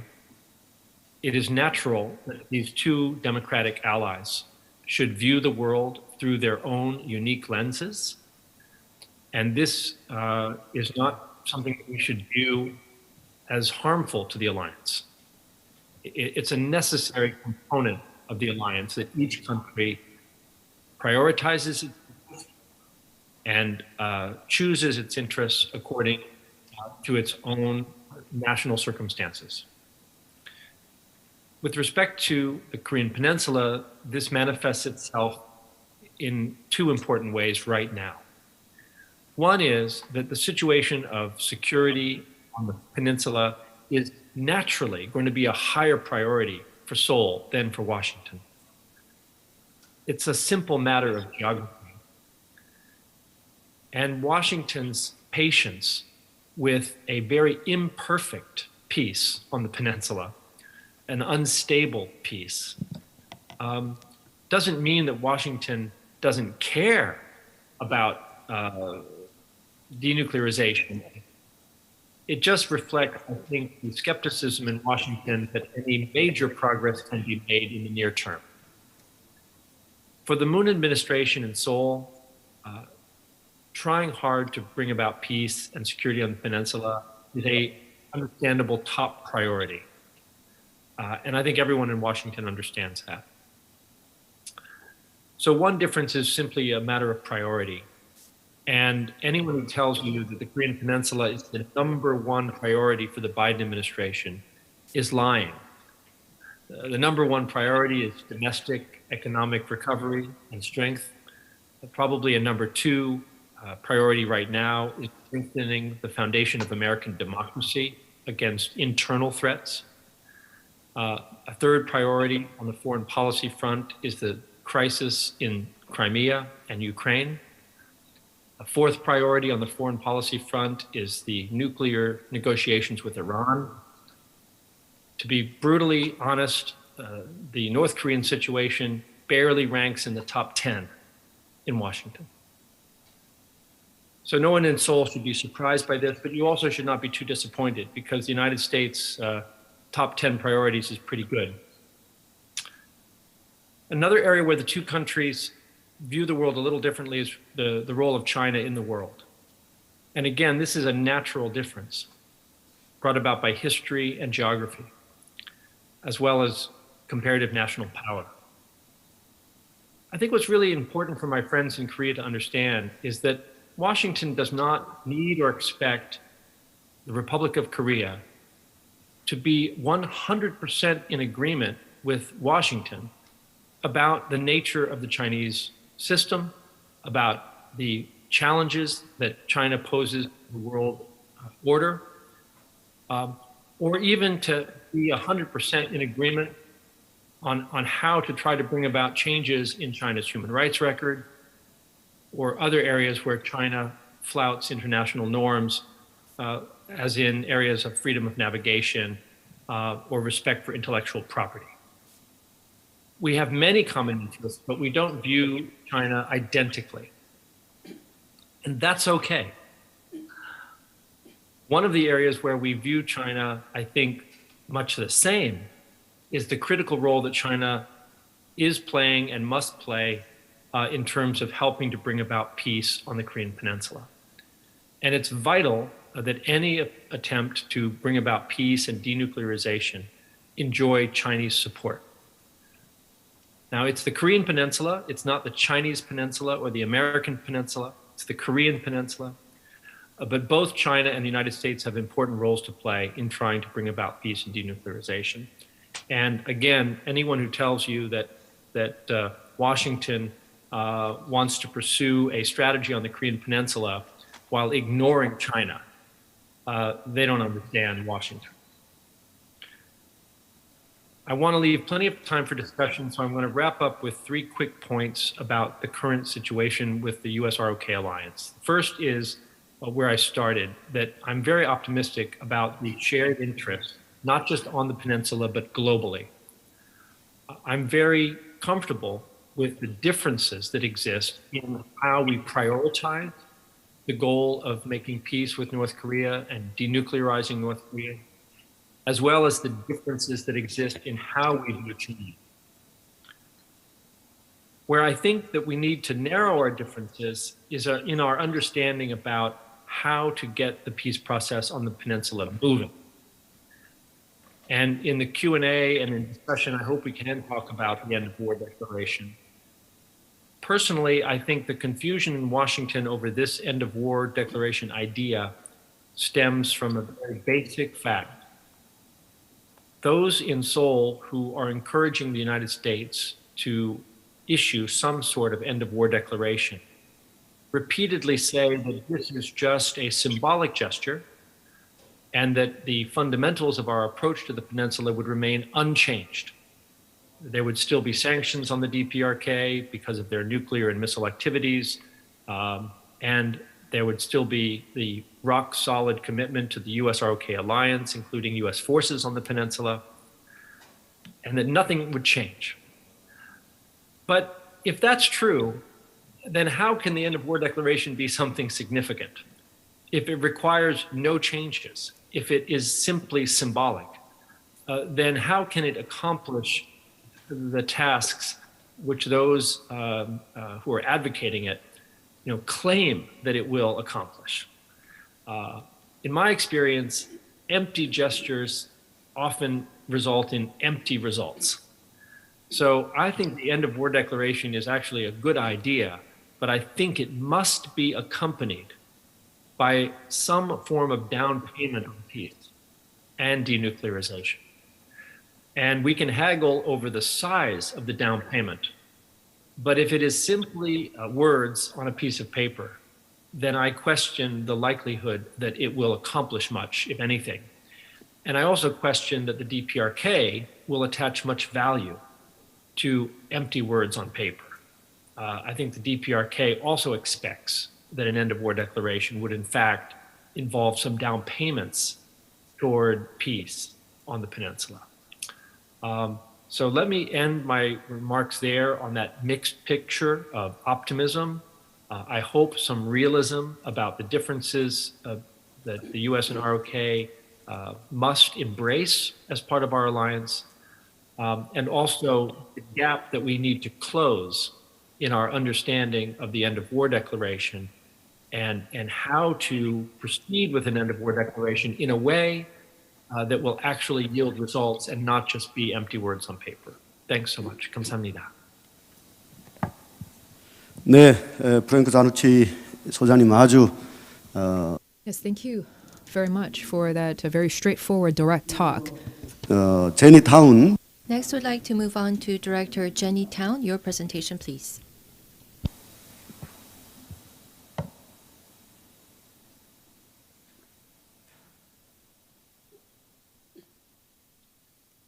Thank you. Thank you, Mr. Bay. Thanks, Frank. It's great to see you tonight, and good morning to those of you in Seoul. I'd like to thank IFES and the Peaceful Unification Advisory Council for inviting me.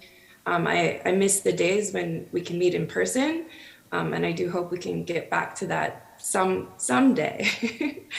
I think today we've talked a lot about what South Korea would like to see the US and the alliance do to try and move the needle on peace and denuclearization.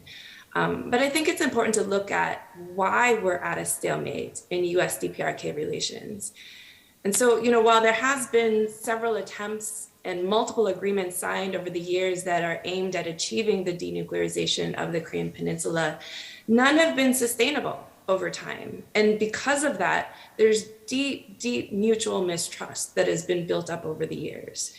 The high-profile diplomacy since 2018 in these recent years, these made-for-TV summits, may have created a new diplomatic opening and a new approach, if you will, and it really tested the theory of engaging in a top-down diplomatic process.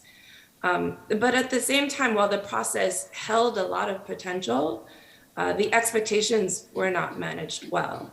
And over-the-top, overstated pronouncements about what was possible, what happened at the summits, and what the various actors were willing to do in negotiations led quickly to disappointment and frustration at the negotiating table.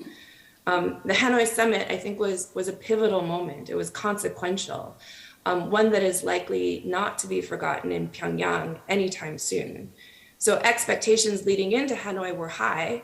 Not only was there an air of confidence that a deal would be reached, but Kim Jong-un himself built up domestic expectations in North Korea that the relationship was on the verge of a breakthrough that would benefit the country. Coming home empty-handed then was a serious failure, as we saw with the removal of most of the negotiators and advisors on the North Korean side involved in those negotiations. There was a cost that was deep personal cost to diplomatic failure that will affect their risk-reward assessment going forward, both on the personal level for working-level negotiators and key advisors to Kim, if they recommend resuming diplomacy or are tasked with negotiating, do they really believe they can deliver results? And if they try and fail, what are the consequences? But this risk-reward assessment, I'm sure, has changed for Kim Jong-un himself as well. We had an event just a couple of nights ago where we talked about what we've learned about Kim's leadership style in his first 10 years.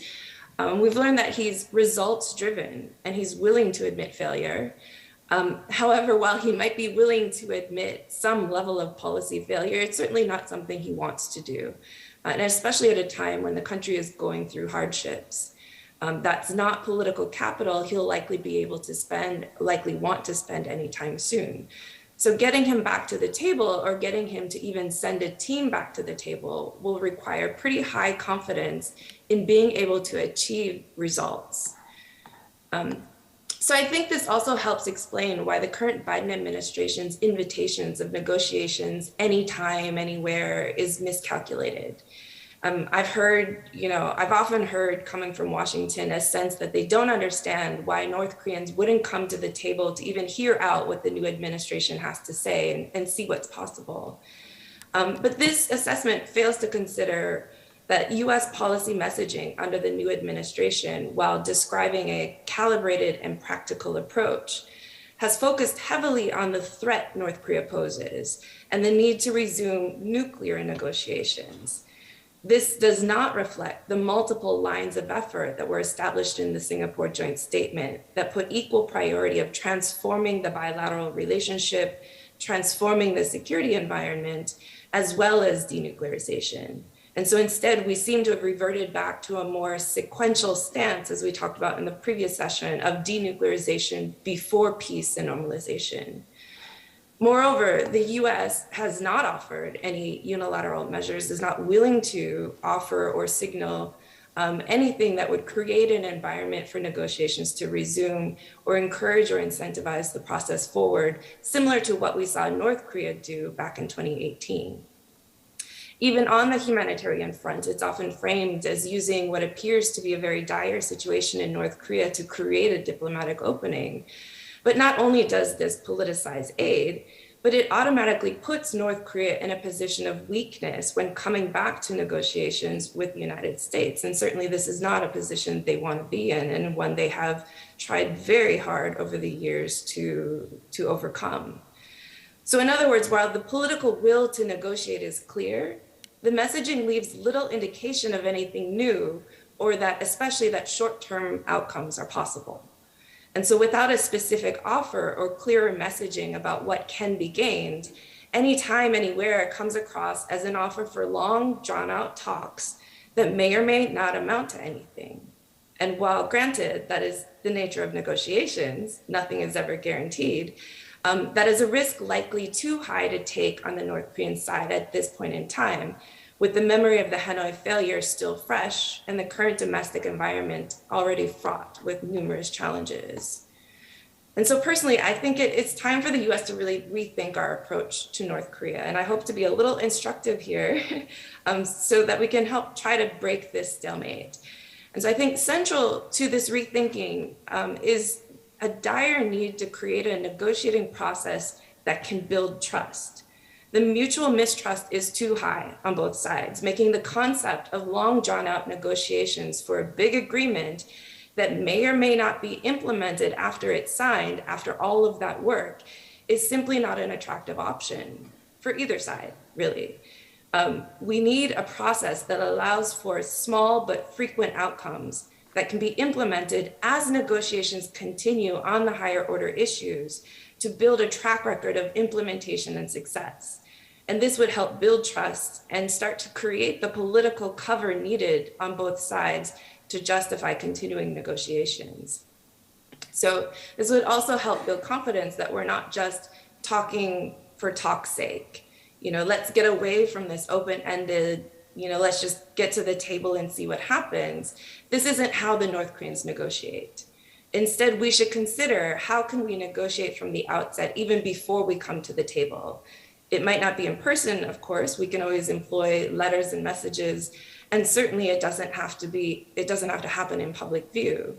But using what we know from past negotiations, learning from track 2 discussions with North Koreans and a variety of sources, being able to draw up some concrete offers for the North Koreans to consider, defining both what we're willing to do for certain actions for them to do, that would help set realistic expectations of what's possible at various stages and within specific timeframes to help build confidence that negotiations can bring about outcomes, and also prove that we're not asking for everything all at once. And so essentially what I'm talking about is like trying to deconstruct what some might see as a roadmap to denuclearization into a series of proposals, knowing that it may take us a long time to get agreement on what that end goal is, what it looks like, or even how to get to the more advanced part of the North Korea's nuclear program, but also not holding everything hostage in the agreement to mapping out that full plan. So this does not mean necessarily an action for action approach, but could be a series of proposals presented at the same time to say, here's where we see this going, which can be negotiated. But while we negotiate, here are some short-term measures that we think both sides can take that can likely be agreed to and implemented quickly. So thus, we would create a working process and a more sustained negotiation process over time that would bring wins along the way. And so the bottom line is, we hear a lot about a growing skepticism that North Korea will ever give up its nuclear weapons. And I tend to agree that if we simply wait for North Korea to make that decision in the current political insecurity environment, they are unlikely to do it. But the purpose of diplomacy is to try to find a solution and try to negotiate and convince Pyongyang that to make different choices. So in doing so, we need to create a process that can start to change North Korea's risk-reward assessments for the negotiations themselves and show that we too can be results-oriented. And I agree with Frank on the comments on the end of war declaration. I do think there's some mixed messaging here about the symbolism of it, especially given the fact that it doesn't actually propel the relationship in a positive direction. But I think, there's also the other factor here is that since we're not negotiating this with North Korea at this time, there is a risk of rejection or dismissal of this as a diplomatic tool, as a diplomatic milestone. And I think there's consequences to failure on the US side if the North Koreans were to do that. And I think back to the Leap Day deal in 2012, where a couple of weeks after we had this negotiated deal, the North Koreans announced that they were going to do a satellite launch, and the whole deal fell apart. And that set back the US willingness to get back to the negotiating table for years. So I do think we need to be a bit more cautious, a bit more prudent. There's political value to this. I think there is symbolic value to this, but it has to be done at the right time, and it has to be done in the context of a changing relationship. And I look forward to our discussion. Thank you. 네, 제니 타운. Thank you very much, Director Town.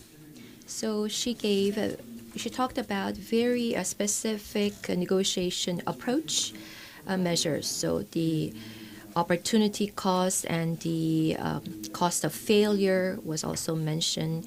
And so there has to be an accomplishment-centric or performance-centric approach in our dealing with North Korea. So Vice President Yang Moo-Jin, do you want to give your discussion? Yes, I am Yang Moo-Jin of Vice President. We know about the trap, the Thucydides trap. So the existing hegemon, when there is an emergence of a new superpower, will be faced with conflict and fight with the newly emerging superpower. So the US-Sino conflict right now is representative of this Thucydides trap. A monster is created by another monster. There's that famous saying. And I don't remember who said that, but it's probably a famous American cultural anthropologist who mentioned it. So if the US is the devil, is the monster, if North Korea is the devil, if North Korea is the monster, then it may be a monster that was created by the external environment. And I'm not saying that it's the US that created this North Korean monster, but anyhow, we have a monster in the form of North Korea, so it's not going to be easy to deal with this monster. And the U.S. Recently mentioned that the door to negotiation, door to dialogue with North Korea is open. But even if the dialogue door is open, if there's no one going to and fro this door, then what's the use of that? And also, there's no hostile intent towards North Korea, according to the U.S. So there are different ways to show hostility, but there are not that many ways that you can show or verify that you don't have hostile intentions. For example, anti-humanitarian, anti-human rights country, so human rights violating country. These statements is still, this criticism exists against North Korea, although not many people are outrightly criticizing North Korea. There's many people still thinking this way about the North. And also in the earlier session, we heard that the North Korean issue is an area of cooperation between the U.S. and China. Are we to accept this as a positive turn of event? I don't think so necessarily. An issue of cooperation. So it's not an area or issue of cooperation to draw North Korea back to negotiation table, but rather it's an area of cooperation to pressure jointly against North Korea. And I think if that's the case, this can be problematic. And so now many experts are saying that in the U.S.'s North Korea policy, the strategic patience, the current policy is strategic patience version 2. And I do agree somewhat to that assessment. Under the Biden administration, there are a lot of negative perceptions from the experts about this type of strategic patience. And many experts, however, are saying that that comes from the influence of the conservatives in South Korea. It's the conservatives in South Korea who wanted this. And they accepted it. That's why we have strategic patience version 2. And so, under the current strategic patience North Korea policy version 2, the current Moon-Jae-in government is a progressive government. And so, do you think that it's the South Korean government that had asked for strategic patience version 2 to the U.S.? Well, I think this current North Korea policy of the U.S. just reflects the biases that it continues to have against the North. And from 3 different perspectives, there are concerns that are arising. It's the same for South Korea and the U.S. also. It's that strong defense capabilities is the foundation to guarantee peace, guarantee stability. North Korea is saying that it is strengthening military build-up or military capability to prevent war. So military capability development for defense posture, for prevention of war. I mean, that's the official statement, but what is this leading to? We are seeing an arms race happening in this region. Is this what we want? No. And also, the U.S. says President Biden, since he came into office, has emphasized 2 things. First is to be a model, to strengthen alliance relationships. So where is this model comes from? Does it come from strong alliance relationship, or do you become a strong or superpower when you become a model country for other countries? I mean, which is it among the 2? And also, if you look at the U.S.-ROK alliance, yes, there are a lot of efforts to listen to the views of South Korea.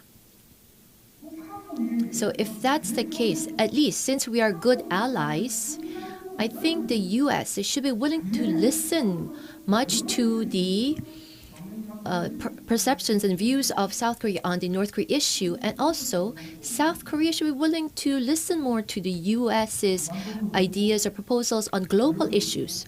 But then I think both sides are not willing to do that. I think the U.S. wants the South Korea to just take on the position of the U.S., but that's not a good alliance relationship. And another issue we need to think about is to solve a problem, we need to put ourselves on the other's shoes. But that's the terminology that comes from the past Cold War era. So right now, if you want to solve problems, it's not that we will just put ourselves on the other's shoes, but we need to really understand the other party's perception or intentions. So if you look at what's going on right now, we have a strong country and a weak country. And so if a strong country gives in to a weak country, we can call it engagement or inclusion. But then if a weak country is forced to give in to a strong country, that is a cause for humiliation. And so the U.S., I think, both in name and substance, if it really doesn't have any hostile intentions against North Korea, it needs to at least show an attitude that it is really willing to make these changes or make these efforts to North Korea. And I do apologize for being a bit too critical about the U.S., but I think this is something that the U.S. side should listen to. So Vice President Yang pointed out several important points. And on this discussion by Vice President Yang, I believe that President Jannuzi will be having to give the answers directly. So I will give you that chance later on. We will go on to researcher Choi Yong-Hwan. Yes, hello. My name is Choi Yong-Hwan of INSS. I know many people have been discussing this issue at length, so I don't know what new things I can bring to the table, but I would like to talk about my own personal thoughts about the end-of-war declaration, armistice agreement.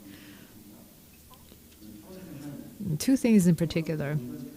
The first is that the current armistice regime, if we were to understand this properly, we have to look at the specific characteristics of the division structure within the Korean Peninsula. I know this sounds like ancient history, but there are two kinds of division structures here on the Korean Peninsula.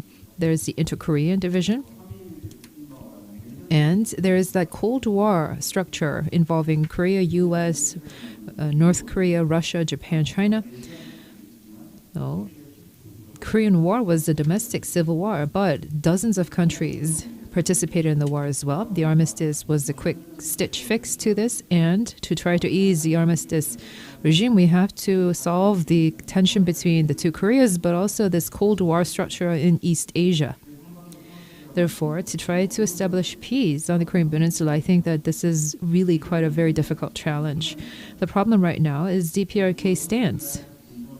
On September 30th, Kim Jong-un gave a speech where it said that the current U.S.-China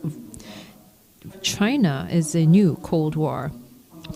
We're seeing this new Cold War rivalry situation play out on the Korean Peninsula again. And it looks like DPRK wants to participate in this and wants to try to leverage this for their own interests. And that is why DPRK understands this situation to be a long fight, a long struggle. And U.S. has said that they're going away from strategic patience, but as has been talked about by many people, there is concern that North Korea will eventually perceive the administration's behavior as strategic patience if the current situation continues. And I think that this is really the reason that the situation is being very difficult to solve, because of this two dual kind of division structures. Because in the perception of U.S. policymakers, if North Korea is a country that developed nuclear weapons by leaving the NPT, because the structure is very difficult, this does not mean that we should just sit around with our hands tied. But it's also difficult to try to figure out what to do, because as Dr. Young has said, it's going to be escalated arms race here in Northeast Asia. The security dilemma is going to become even more difficult. This is the current situation as I see it, which is why an end-of-war declaration is a way to try to, it's an entrance to try to come up with a breakthrough out of the situation. It's a frontal breakthrough. So it's like a new kind of starting point, a promise. But as has been mentioned by Dr. Jang, there is a dilemma to the end-of-war declaration, because to try to convince and persuade the U.S., we have to leave a little bit, just a little bit, in the end-of-war declaration. But if it's so minimal, it's not going to attract DPRK. But that's just the issue with the end-of-war declaration. It's not the end-all be-all. After the end-of-war declaration, there needs to be something that occurs after the end-of-war declaration, because, as I mentioned, many people consider it a frontal breakthrough process, that a kind of a front entrance process, that the end-of-war declaration will be followed suit by a series of different steps. And if this is conditional, the U.S. could demonstrate that there's going to be progress made to the peace process. And if DPRK does this, then the U.S. would say that they would do that. And this kind of concrete vision should be given to the DPRK. And for the DPRK as well, after we've had an end of war declaration, the DPRK should also say that once we have declared an end of the war, then we're going to give up nuclear weapons and A and B and C. So there are different rules for the different parties to play within the end of war declaration. And it's depending on what these different parties promise and seriously act on that could make or break the end of war declaration. And it's only the starting points of a very long process, as I mentioned before. This is a midterm vision. A long-term vision, I think, however, is not that bright. The future is not that bright because, as has been mentioned before, the DPRK is trying to lean more on China and using the current strategic rivalry between U.S. and China to try to, I guess, divert U.S.'s attention and distract the U.S. And this kind of approach might not last long because right now, because of COVID-19, DPRK's economy is struggling, as has been mentioned in the earlier session. And with the DPRK economy trying to rely more on China, China's role is going to become even more important. With the U.S., right now, there is actual results coming out of the sanctions regime. Over time, this is going to weaken North Korea, and the U.S. thinks that time is on their side. But for the sanctions to really take place, China's role is also very important. So here, China's role is paramount on both sides. Now, how China is going to be handled by Korea and the U.S., this is an area that has to see consensus because otherwise, then this other kinds of end-of-war declaration process might not play out the way we want it to. Thank you. Yes, Dr. Choi said some points as well. So we would now like to turn to our U.S. speakers to respond to this. Dr. Frank Jannuzi, would you like to go first to respond to what you just heard from the two panelists? I think I'm muted. Thank you much. 감사합니다. I appreciate the thoughtful responses as well as the questions. And I think for Vice President Yang, he asks a really critical question. How should the United States demonstrate to the DPRK that it wants to pursue peace? I think that Vice President Yang is exactly right, that the United States cannot simply passively sit around and hope that peace will break out on the peninsula. However, I think I do interpret the Biden administration's actions differently. The Biden administration has offered talks without preconditions. That is not a completely passive approach. They are trying, and they have tried several different mechanisms to try to have dialogue with the DPRK. And I think it's extremely frustrating for the Biden administration that the DPRK is not willing to engage in those talks, which are offered without any preconditions of any kind. The Biden administration has also offered COVID assistance to the DPRK, an offer which was declined by the DPRK. The Biden administration has embraced the Singapore Declaration of its predecessor administration, the Trump administration. That Singapore Declaration was something that the DPRK celebrated. The Biden administration has embraced it, and that gesture has not elicited any positive response from the DPRK. So I don't think it's fair to characterize the Biden approach as entirely passive, but I share the critique that they need to be more bold. And I think that Yong-Hwan, his sentiment that the administration of the Biden presidency, that President Biden needs to be more bold. If I were advising him today, I would share that same advice, be more bold on the DPRK peace process.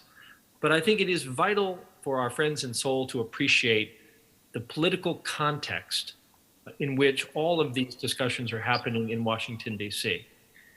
Can anyone in Seoul say that if President Biden is very bold and offers an end-of-war declaration or offers a summit meeting with Kim Jong-un, that this will yield any meaningful, near-term, concrete steps toward denuclearization on the peninsula? I don't think anyone in Seoul can offer any guarantee, any assurance that that would happen. And for the US to take that kind of a risk for peace, there needs to be some surety, some confidence that the DPRK would in fact reciprocate such a bold gesture. And that's why I favor Jenny Town's approach. And I want to strongly echo her voice that what is needed right now is not a frontal assault. What is needed right now is tangible but small trust-building measures on the peninsula so that the DPRK and the United States can step by step begin to have greater confidence in each other.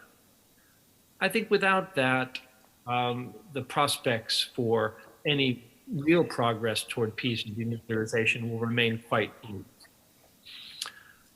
Finally, let me just say that I have to point out that strategic patience somehow has become a bad word or a bad term. Is it really such a bad thing to be strategically patient? Would our friends in Seoul prefer the United States to be strategically impatient and to try to bring about some immediate denuclearization of the Korean Peninsula? Patience is often a virtue, especially when it is patience that is rooted on a strong US-ROK alliance, military superiority, a strong deterrent posture, a strong political posture, strong economic advantages over the DPRK. I think we could do a lot worse than be patient. Thanks. 네, 감사합니다. Thank you very much. Next, Director Jenny Town, please go ahead.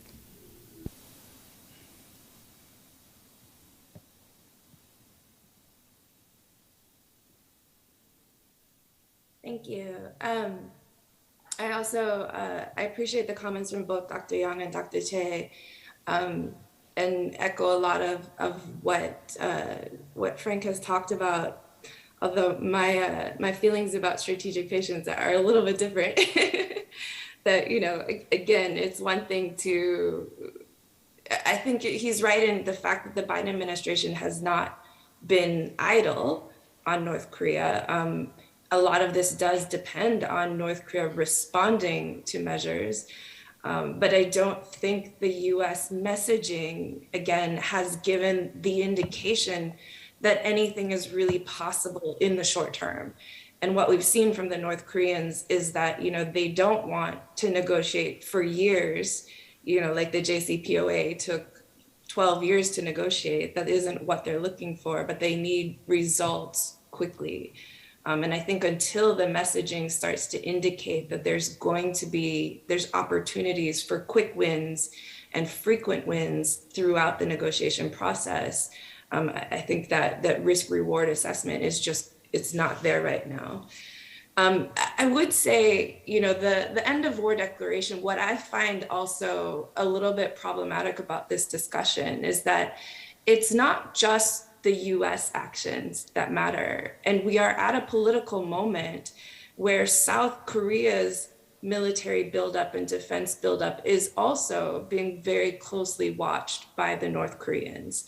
And so the question is, you know, what is the purpose? What is the message of sending an end of war declaration now, given the South Korea's testing of new solid fuel engines, of SLBMs, of hypersonic missiles, and, you know, talk about installing an Iron Dome defense system. All of these moves and the increases in the defense budget, these are all actions that tend to negate the sentiment of an end of war declaration. And so while the end of war declaration doesn't, you know, replace the armistice, it doesn't have that legal standing, it doesn't really change that calculus, that political messaging is really watered down by the moves on the South Korean side. And I think the question has to be posed of, you know, certainly a lot of these moves are also in response to US ROC conditions about OPCON transition.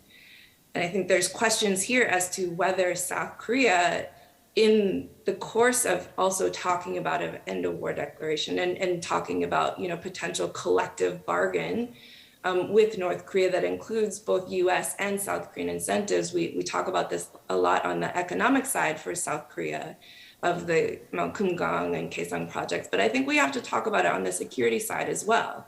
Is South Korea willing to also do moratoriums on missile testing of the kinds of missile systems that we're asking North Korea not to test anymore? Is South Korea willing to give up OPCON transition in order to send the message that, in order to stop some of the development of this defense programs they're counterproductive to the peace process, to the peace signaling? And I think those are real questions that South Korea needs to think about these days as well, where it's not just what is the US doing, but what is South Korea willing to do as well to really show that they want peace and not just on paper. 네, 제니타운 소장님. Thank you very much, Director Jenny Town. So we've had one round of presentation and discussion, and now let's go on to discussing specific topics. So I think there were two major topics that emerged during our first discussion. The first is related to the session one, which is on the end of war declaration. And President Jannuzi did mention this earlier, but on the one hand, it has to be substantive, but on the other hand, it cannot be too abstract. So there is that dual nature problem that we're faced with the end of war declaration. And President Jannuzi also did mention earlier that the end of war declaration may have that aspect, but on the other hand, we do need some trust building measure. And of course, on the end of war declaration, Vice President Yang has mentioned that it's a very important first step. And so let's talk about the end of war declaration in greater detail. This declaration, I don't think anyone would say that this is just empty words. But then, of course, we cannot, if it has legally binding power, that may be problematic as well. So why don't we approach or look at the declaration as a trust-building measure? For example, there may be a smoker, there may be alcoholics, people who drink, and to stop smoking, you can declare officially in front of other people and say, I'm going to quit smoking. Or you can just think to yourself, I'm going to quit smoking. I think there's a difference between two approaches. The best way to really quit smoking is to officially announce that intention to other people. So similarly, the end of war declaration also, I think it has that declaration effect that we can look forward to. So how are we going to give such value or meaning to the end of war declaration and link that to early trust building measures to ensure that the next processes can begin? So I think that will be the first topic of our discussion. The second topic for our discussion was, President Jannuzi was mentioning that the Korean Peninsula is different from China, from other countries. Korean Peninsula has Korean Peninsula specific issues. And the senior researcher Choi talked about the ultimate importance of China, because looking at the China-North Korea relations right now, the role of China in drawing North Korea back to the negotiating table will be very important. So the importance of China has come to the fore. Previously, we focused mostly on the US-DPRK relations, but on this role of China with regards to the end of war declaration on the Korean Peninsula issues, what will be the role that each of the parties could play? So on the first topic, the significance of the ideology, the idea and the intention behind end of war declaration, what can you share with us? Vice President Moo-Jin first.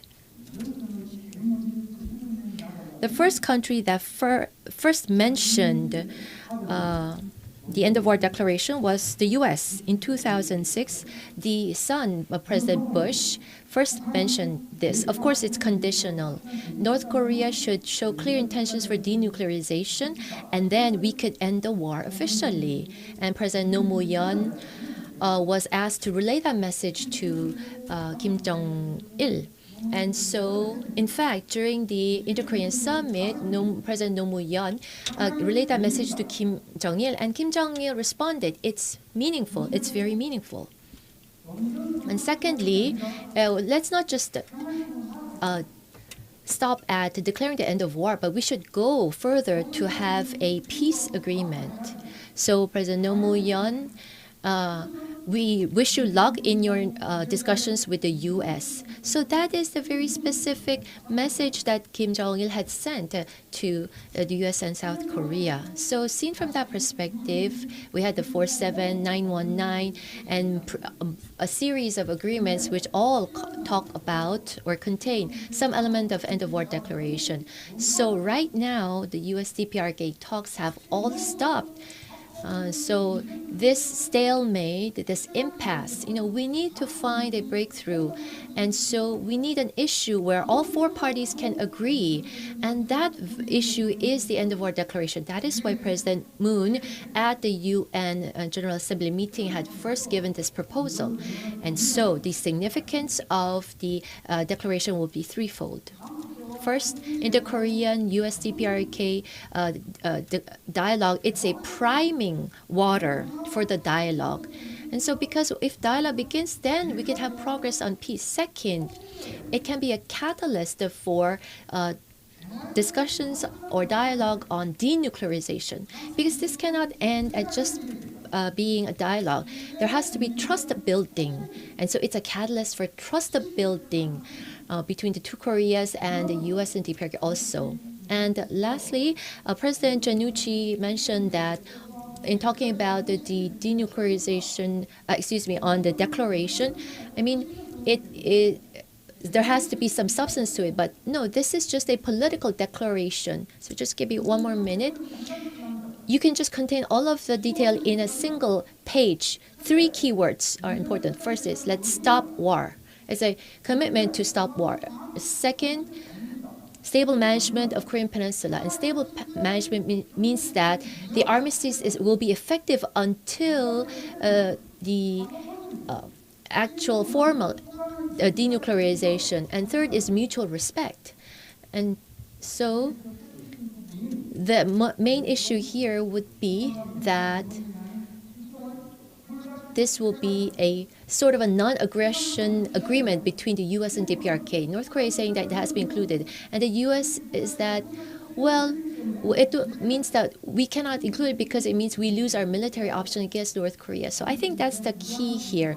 And President Jannuzi seems to be expressing some concern on this. And so after the end of war declaration, North Korea may continue to test the missiles. But North Korea will lose any reason to continue with its nuclear testing if there were to be an end-of-war declaration. So it will be very different scenarios between the two. So thank you very much for specifically talking about the substances behind the end-of-war declaration. I'm going to give the microphone back to President Jannuzi.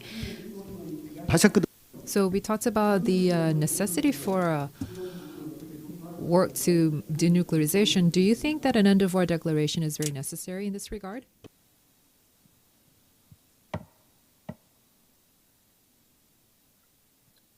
I think an end-of-war declaration is a good idea. I have written about this as well, that under the right circumstances, an end-of-war declaration could be exactly as described.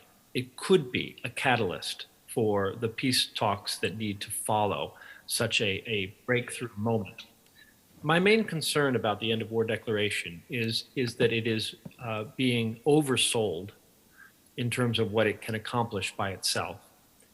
And I think that we are actually in agreement this morning on the idea that the end-of-war declaration will only be meaningful if it is the beginning of a process.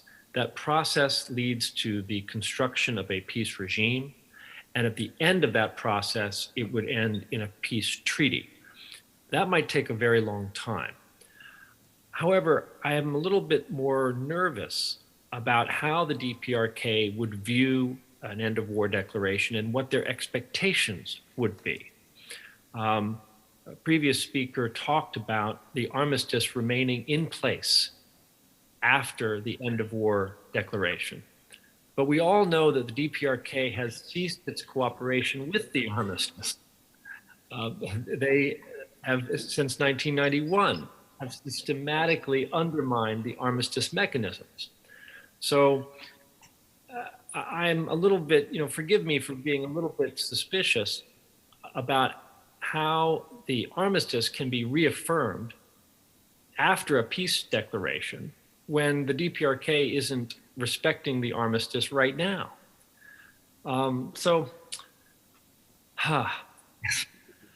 If this were easy, of course, we would have solved it 70 years ago. But I think the key thing is, if we're going to try to have an end of war declaration, how can the sides be in agreement about their expectations for what it really means? Because if an end of war declaration is viewed by the DPRK as the first down payment on the withdrawal of all US forces from the peninsula, or if the DPRK insists that an end of war declaration must mean sanctions relief, then that's going to be a non-starter. And that's why I think the talks that the Biden administration has offered to the North are so important, specifically so that they can clarify some of these issues. So they can sit down with the DPRK about an end of war declaration and reach some consensus about what it means. And I think the DPRK might actually be surprised by how meaningful such a document could be in catalyzing both the diplomatic process, but also the process of lifting some of the unilateral sanctions that exist right now that are preventing things like Mount Kumgang or Kaesong from moving forward, or are complicating people-to-people exchanges, or aid, or food aid, or pandemic health aid. So I really hope that the DPRK and the US can sit down together and talk about an end of war declaration and what it would look like and what the expectations would be. Because I don't think the US is going to want to enter into such a process blind. 네, 잔우치 소장님 말씀이 아주 Thank you very much for honestly very straightforward comments and very direct comments. They're very accurate because with the end of war declaration, this is something that the U.S. and DPRK can hash out the terms of, and the U.S. has said that they can engage in dialogue without any conditions at any time. So this is also very important. We'll now move on to the second theme of our discussion about the end of war declaration and peace and denuclearization. In that process, what role should the different parties play in that process? And particularly the role of China, which we have kind of ignored over the years, but as Dr. Choi said, that we should not ignore the role of China. But I have to say recently we had a similar forum like this, but with China experts. And at the time, we had the former ambassador to Korea from China, Mr. Zhang, who said that China is a key counterparty to the end of war declaration.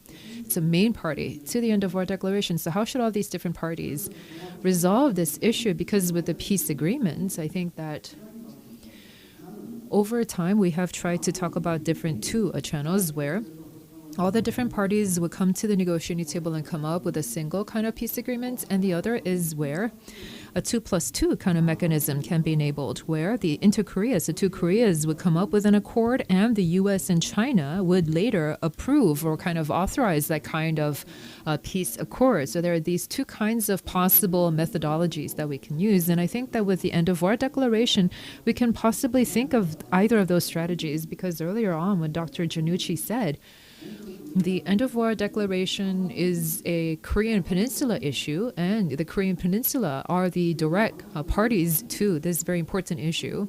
We talk about the Korean War. It's a civil war with the two Koreas, and later it became a war involving U.S. and China.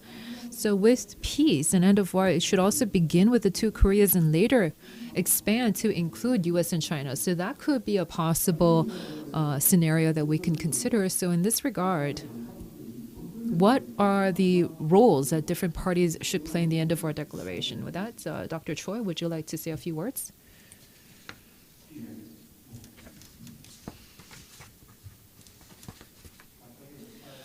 Yes, you talked about the different roles.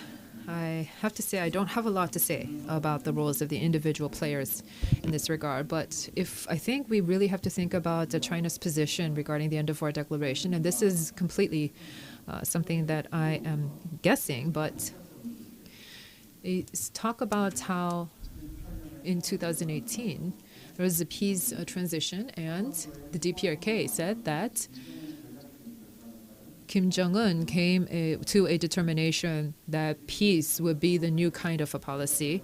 So in 2018, April, they changed the kind of a nuclear weapons-oriented development to an all-out effort towards socialist economic construction. And later on that year, they realized that this was not necessarily the best track to take. And at the end of 2019, they came up with the kind of head-on breakthrough at the plenary, the committee, to get out of the sanctions regime. But then this led to COVID-19, and so this head-on breakthrough was difficult to have. So about 2 to 3 years, we were able to see that the DPRK, the dear leader who can be seen to do no wrong, made very severe mistakes in a very short period of time.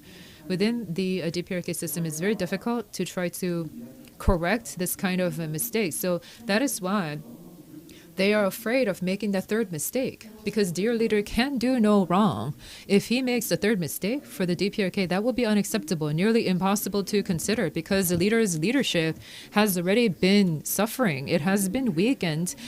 All this year, what the DPRK has been doing is engaging in all of these different internal political events, and Kim Jong-un would go and give lectures. Literally, he would give lectures to different people because he's on his 10th year. He's trying to solidify his leadership and he solidifies regime, but also this is a way for him to mobilize the resources because he feels that he has let them down with his leadership mistakes. So that is why the DPRK is not making any active moves towards the U.S. because they're afraid of making that third mistake. It's important to see how DPRK is going to respond to any gestures we make, but I think that DPRK is still shocked from the Hanoi disaster. And if we take a look at this from a structural point of view, with the U.S.-China strategic rivalry, is a negative structural aspect, making peace and unification very difficult, peace and denuclearization very difficult for the Korean Peninsula. And hopefully, I hope that the U.S.-China strategic rivalry will not use the issue on the Korean Peninsula as a kind of strategic card. And I mentioned China is the only country, only state that North Korea can rely on. So if China can maybe exert some level of control over North Korea, then that would be an ideal scenario because no one else can control DPRK. So this is something that we can think about. 네, 이어서 As following on, we'd like to ask Director Jenny Town your view on the end of war declaration and the four parties' role for peace on the Korean Peninsula.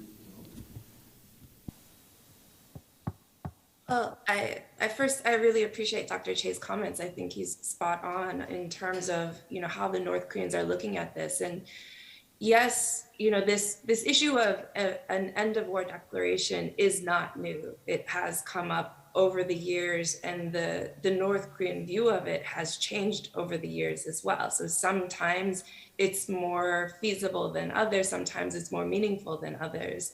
I think it's instructive that, even though there's a big push coming from Seoul for an end of war declaration, the sentiments coming from North Korea have been much more tempered about it, of like, it's interesting, but this is not the right time.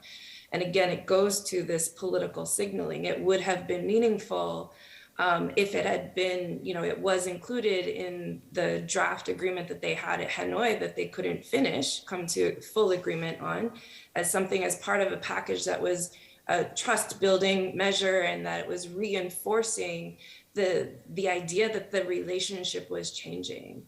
Right now, out of context, without any other, political negotiations going on, it doesn't have that same meaning. It is now, it comes across more desperate. And the fact that we're negotiating between US and South Korea and not with North Korea is a problem. And I think, when it is something that the North Koreans are willing to negotiate when the time is right. And I'll tell you, in discussions I've had with North Koreans about this in Track 2 meetings over the years, it's not something they want to negotiate too much. They want it to be easy. The whole point is it's supposed to be an easy symbolic gesture to move the relationship along.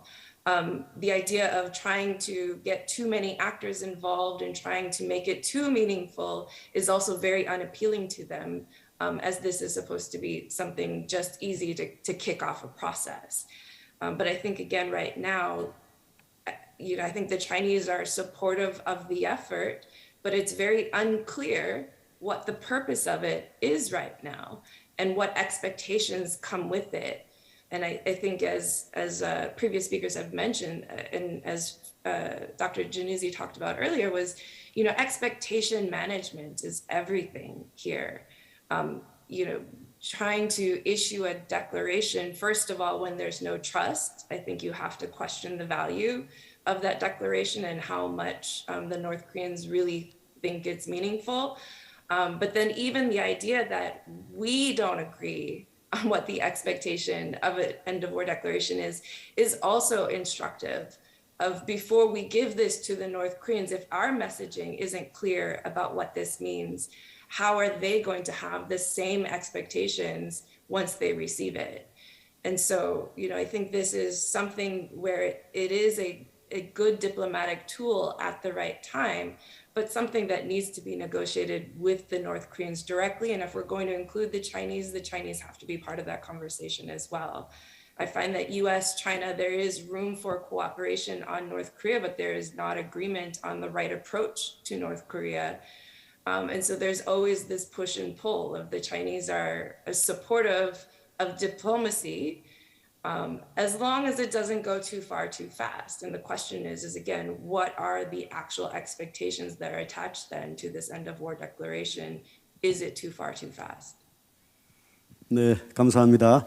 자, 이어서 Thank you very much, Dr. Yang. 마지막으로 좀 So your last discussion, please. I'd like to talk about three things. First, the U.S. looking at the end of war declaration thinks that it's a gift that it can give to North Korea, but I think we should do away with that thinking. So I'm going to give you the gift of end of war declaration. So North Korea, you give me the gift of the nuclear weapons list. I think that approach should not be the case. Secondly, on denuclearization, peaceful management, there has to be strategic change on the part of the U.S. Denuclearization and peace do not come in order. It's not that you have denuclearization first and then you can have peace. I mean, you don't have that correlation between the two. The two form a virtuous cycle. And so that virtuous cycle between the two should be reflected in policies. Thirdly, so many are saying there's no response from North Korea on the end of war declaration. We don't have any official agreement between the U.S. and South Korea delivered to North Korea yet. So based on past experience, we see that, well, we know that by the end of this year, there will be a plenary meeting in North Korea at their party, and there may be a message towards the U.S. or South Korea that come out from that meeting. However, we don't have any official position of the U.S. and South Korea delivered to North Korea on the end of war declaration yet. But we have to make sure that if we're going to deliver that message, it has to be at least 15 days before this plenary session to ensure that there will be an official position from North Korea coming out of the plenary meeting. So the last speaker will be President Jannuzi. So what should be the role of each party?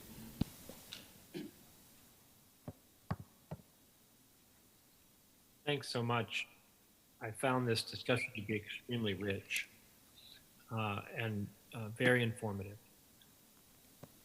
I think that for the United States, the understanding is that China must be a part of the peace process on the peninsula. But I like to think of it as layers of involvement. And at the core of this process is North-South, because it is the Korean Peninsula. And absent North-South dialogue, North-South confidence building, North-South efforts at rapprochement, then no external party can ever affect peace on the peninsula.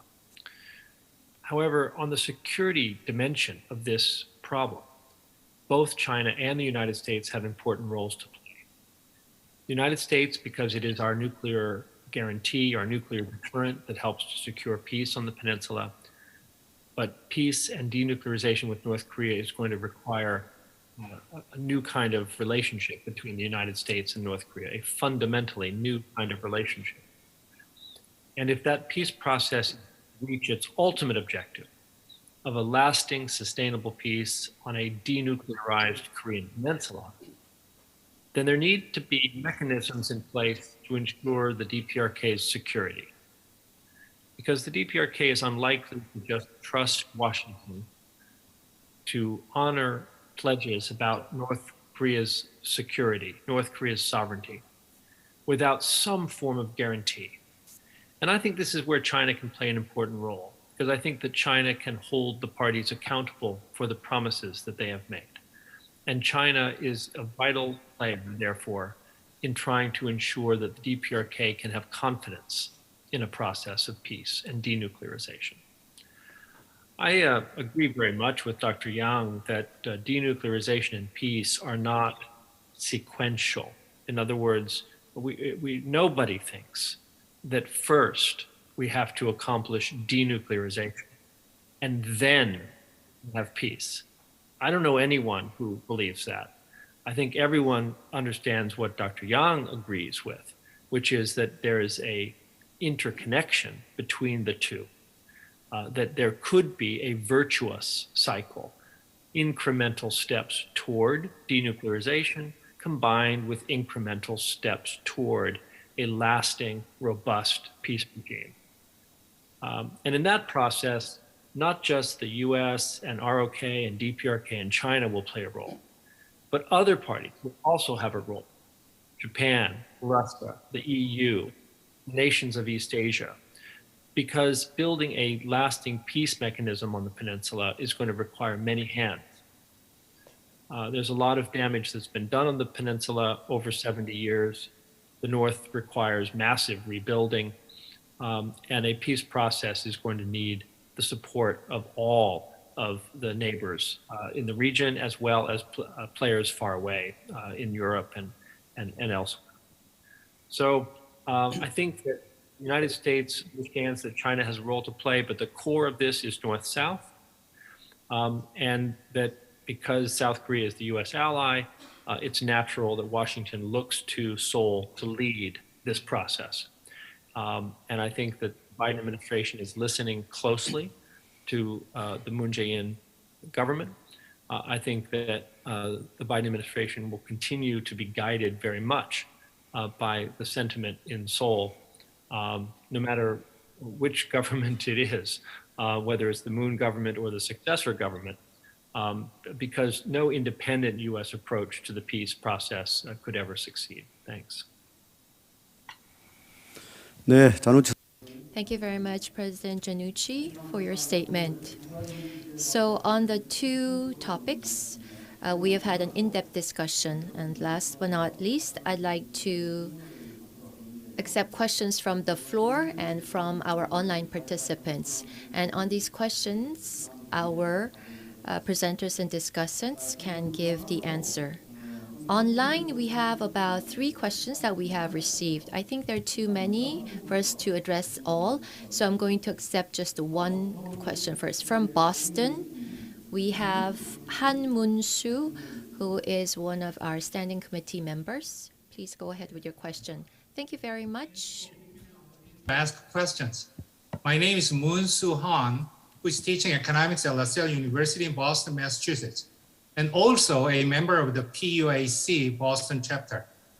North Korea will continue to develop the size, diversity, and lethality of its nuclear and ballistic missile programs to serve as a mediator or facilitator what is the appropriate role for the South Korean government in attempting to mitigate tensions and to increase the trust between the South and North Koreas. And the second part of my question is, according to the Pew Research Center, parties are divided in views of many countries, like Republicans are more negative than Democrats on Mexico and less negative in Russia, but not on North Korea. In opinions about North Korea, the two parties are in sync, the coldest. What suggestions could you give us to provide better understanding to Americans and the people in the world about North Korea? Thank you.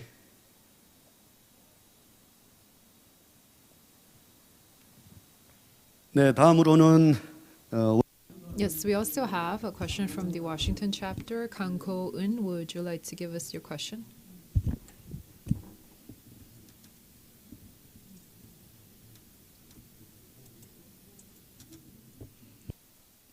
예, 강고은 간사님. Yes, Kang Ko-eun.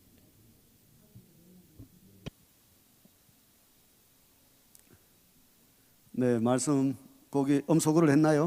Yes, have we unmuted? Ms. Kang, we cannot hear you. I think we're going to wait for the technical difficulties to be fixed. We'd like to go to Koo Ewon from San Francisco first.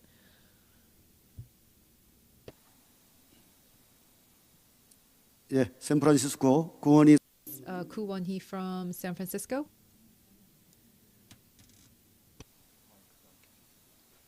예, 마이크가 안 켜져 있습니다. I don't think we can hear you. Your mic. Yes, can you hear me? Yes, I'm sorry, I was still on mute. Thank you very much. My name is Kwon-hee. I know that there are some voices in support and opposition for the end-of-war declaration, but I did not have many chances to hear both sides. But today in this forum, I was really able to hear both sides of the argument, so this was very helpful for me. But I'm going to ask a question that may seem a little bit foolish.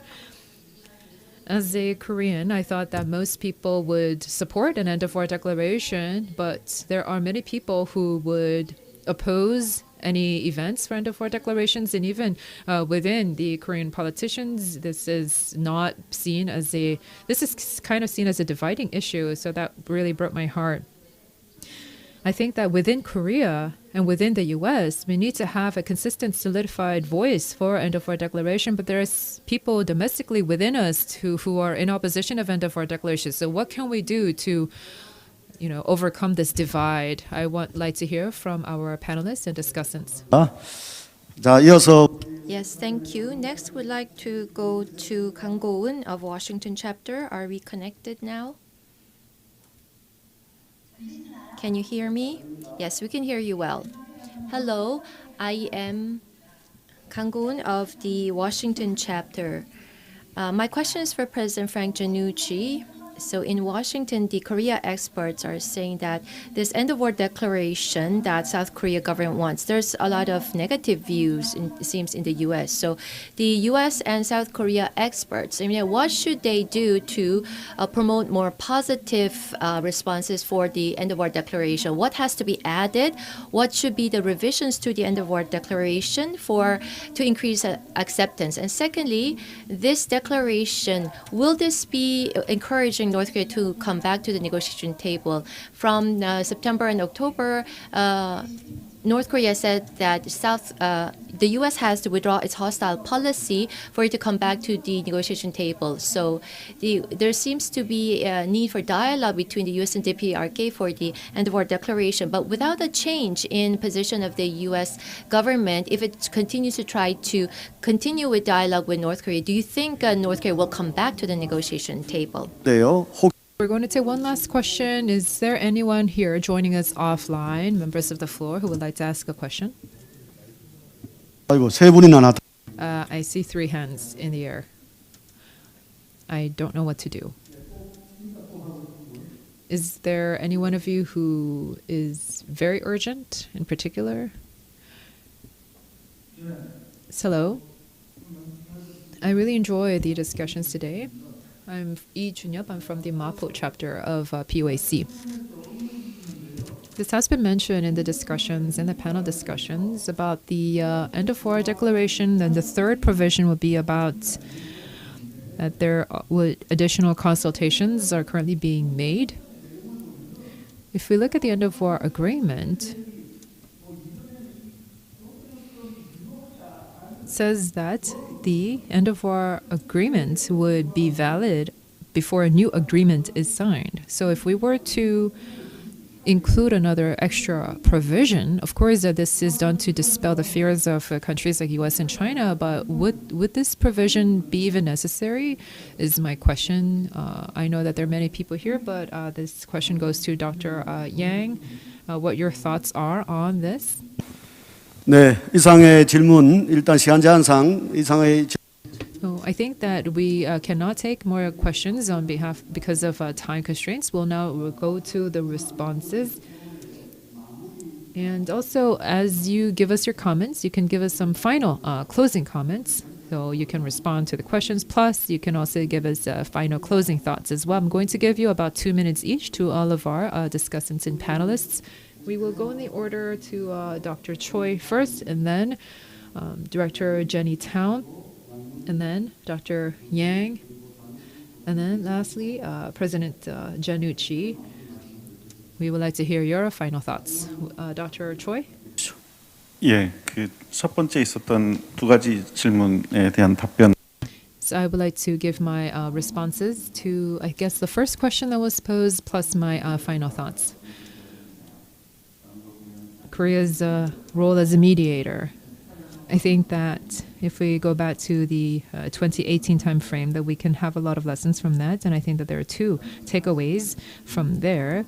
If we look at the April 17 and September 19 statements, there was mention of DPRK's nuclear issues. Before that, the DPRK has said that they're not going to discuss with ROK about nuclear issues because this is a DPRK US issue. But in April, there was mention of denuclearization in talks with South Korea. And this, I think, was the first document where a DPRK leader said that we're going to commit ourselves to denuclearization. And in September, although this was not realized, they also talked about Yongbyon nuclear facilities and some very specific measures regarding steps towards denuclearization. I think that there should be no restrictions made on the agenda between the two Koreas because the Korean Peninsula issue is really about Korea, about the two Koreas. So we should be able to discuss any and all matters on the negotiating table. And if that can be done, I think that Korea plays a very important mediator role. And the second thing that I want to say is that there are other parties involved, the US, China, and other parties that should be, I guess, led by South Korea. And South Korea's leadership is very important. And ROK has to have its own agenda to try to play this leadership role. If ROK cannot do that, then he would give up the reins to the US or the DPRK.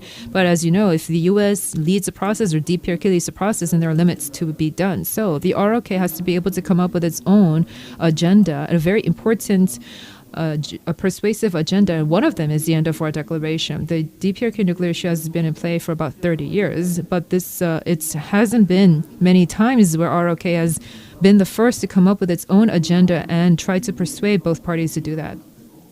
Of course, we've had many different discussions today, talk about restrictions and limitations end of war declaration, and we're talking about whether it's even realistic or not. But the fact that ROK was able to come up with its own agenda and trying to lead other countries to push forward on this matter, I think should continue over in the future.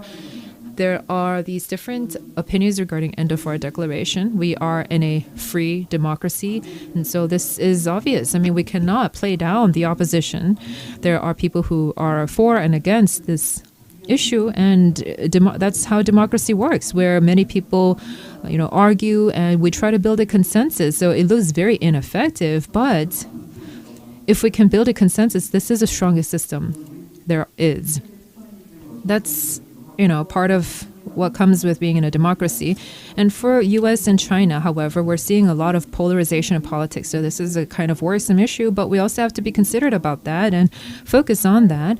But I don't think we should try to talk about, coming up with a unified voice and change our system for that regard. Thank you. Next, Director Jenny Town, please go ahead. Thank you. And this has been a great discussion today. I've really enjoyed it. For Mr. Han's question about what role can South Korea play, I know a lot of times people talk about South Korea as trying to mediate the situation, and I really don't like that characterization because South Korea is not a neutral party to this. It is heavily invested in the outcome of these negotiations and is a direct party to the negotiations, even if there's bilateral negotiations going on between the US and North Korea. I think the role that South Korea should be trying to play is not mediator, but I think we need to have greater consensus within the alliance as to what we're trying to do and really bring back the discussion of, are there opportunities for more of a collective bargain when dealing with North Korea? I think one of the problems that we saw in Hanoi, for instance, when the North Koreans, when we thought we had an agreement that actually included an end of war declaration, the expectation going into Hanoi was that the US would be willing to give some kind of concessions and exemptions on the South Korean economic projects if North Korea would give some concessions on the nuclear issue. And the problem was when North Korea came to the table, that collective bargaining power was gone because the Panmunjom Declaration had already promised that economic cooperation. It wasn't something that they were willing to negotiate with two different partners. They wanted something else from the US and something unique from the US. And I think going forward, we need to have more discussions about, what could be in a collective bargain. We should be bargaining as an alliance and not in these parallel bilateral tracks that are in the past, uncoordinated. So it's not a mediator, but it is a consultative process and one where, yes, the US needs to also listen to what South Korea wants and also be able to enable South Korea to be part of the process in a meaningful way. And that is something that we try to advocate in Washington as well. And I know Frank is also big on these issues. I think that's also when it comes to the question about partisan divides, this is again an issue where Democrats and Republicans are all very reluctant to do. They all have very negative, they tend to have very entrenched views of North Korea, and they tend to remember only the failures. So I think, the way you get over this is you have to start getting successes. And we don't get successes when we keep going back to the process to try and negotiate these big deals that may or may not be implemented. And we spend a lot of time and effort doing them. And that's why I think we really need to deconstruct this process and be able to be more agile, be able to provide both sides, early and frequent wins. And that's the only thing that's really going to start to build that political cover that you need to really dig into this deeper and keep the process going. 네, 제니타운 소장님 감사합니다. Thank you, Director Jenny Town. Next, Vice President Yang. The arbitrator role of South Korea. In fact, that is what Kim Jong-un had asked Moon Jae-in to do. So during the summit meetings between the two Koreas, this is what Kim Jong-un had expected and requested it to South Korea. And this mediator, I think in terms of creating a virtuous cycle in the dialogue between US and DPRK, I think that's one of the roles that South Korea can play. And to North Korea, we could encourage to always keep its promises. And also my proposal is we should always think from the other's perspective. With the end of war declaration, there's a lot of conflict within South Korea between the US and South Korea. But I think rather than looking at this as a confrontation or conflict, I think this is just a process of discussion. So these kinds of forums will be very important in continuing this process. And also, we need to accept the differences and we need to promote the commonalities that we have. That's the attitude that we need.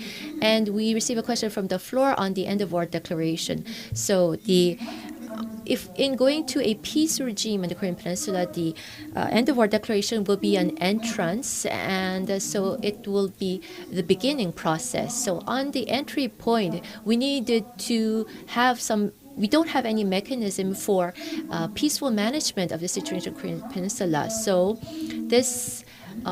In our process towards a peace agreement, at least temporarily, this end of war declaration can be a very effective tool. 마무리 말씀. And lastly, we would like to turn to Dr. Frank Jannuzi. Well, thanks so much. And you have elevated me to the doctor status, but in fact, I do not have a doctorate, so I can be Mr. Jannuzi. And I am grateful for the doctors in the room who have provided such a robust discussion. On the role of Korea as mediator, facilitator, leader, perhaps because I don't speak Hangul, I am losing something in translation. But I think it is not Korea's place to be a mediator, because as Jenny Town has pointed out, the Republic of Korea is not a neutral party. Sweden can mediate, Mongolia can mediate, Denmark or Singapore might mediate. But I think what the Republic of Korea can do and must do is to facilitate, to help provide a platform for dialogue between the United States and the DPRK. But that's a very different role than mediating. In terms of engendering more support in the United States and in Korea for an end of war declaration, I think it is incumbent upon those of us who believe that an end of war declaration could be helpful to be clear about what we're really talking about and what flows after such a declaration. And the reason that some people in the United States are skeptical is because we had the Clinton-Jo Myung-nok joint statement. We have repeated statements by the US governments, Republican and Democrat, that the United States has no intent to have regime change in the DPRK. We have repeated statements by US presidents, Democrat and Republican, that the US has no intent to invade or attack North Korea. And we have the fact that the United States and the Republic of Korea honor the armistice agreement. So in that sense, the US and the ROK have already ended the war on the peninsula and provided affirmations that they have no intention to recommence hostility just to accomplish the objective of denuclearization. But as was so eloquently pointed out, we live in two democracies, and reaching consensus is a messy, difficult business. And I can promise you that one of the difficult challenges that President Biden faces is that although Republicans embraced President Trump when he reached out to Kim Jong-un, traveled even to the Korean Peninsula to shake hands with Kim Jong-un, traveled to Singapore and Hanoi to meet with Kim Jong-un, wrote love letters to the North Korean leader. I can promise you that the Republicans will not afford any support to President Biden if he issues an end of war declaration. That doesn't mean that Biden won't do it. It just means that he will do it alone. There will be zero Republican support for an end of war declaration. That is how toxic American politics are right now. So Biden enters into that consideration of an end of war declaration knowing that he cannot command even one Republican vote in support of such a declaration. Which brings me then to the final point, which is that I think that we must, the US and the ROK,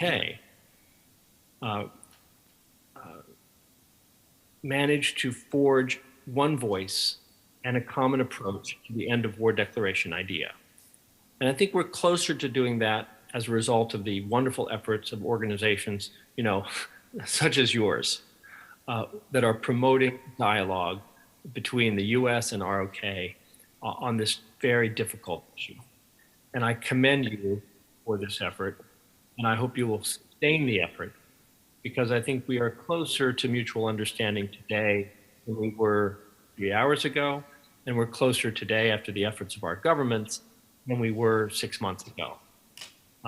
And so hopefully we'll get there. And on that optimistic note, I will close my remarks. Thank you so much. 감사합니다. 네, 오늘 Thank you to President Frank Jannuzi and Director Jenny Town and Vice President Yang Moo-Jin and Dr. Choi Yong-Hwan for your excellent presentations and discussions. As you mentioned earlier, also, and there were a lot of active discussion that went on, a lot of questions also, and we look forward to more opportunities for these kinds of discussion in the future. With this, we will conclude session 2. Thank you very much. So it is time for us to conclude our forum. I'd like to thank the moderators of the sessions, Director Lee Kwan-Sei and Secretary General Peggy Chan, as well as all of our speakers and panelists for your discussion. And to our online and offline participants, thank you for being with us throughout the program. With this, we'll conclude the 2021 ROK U.S. Joint Peace and Unification Forum. Thank you very much.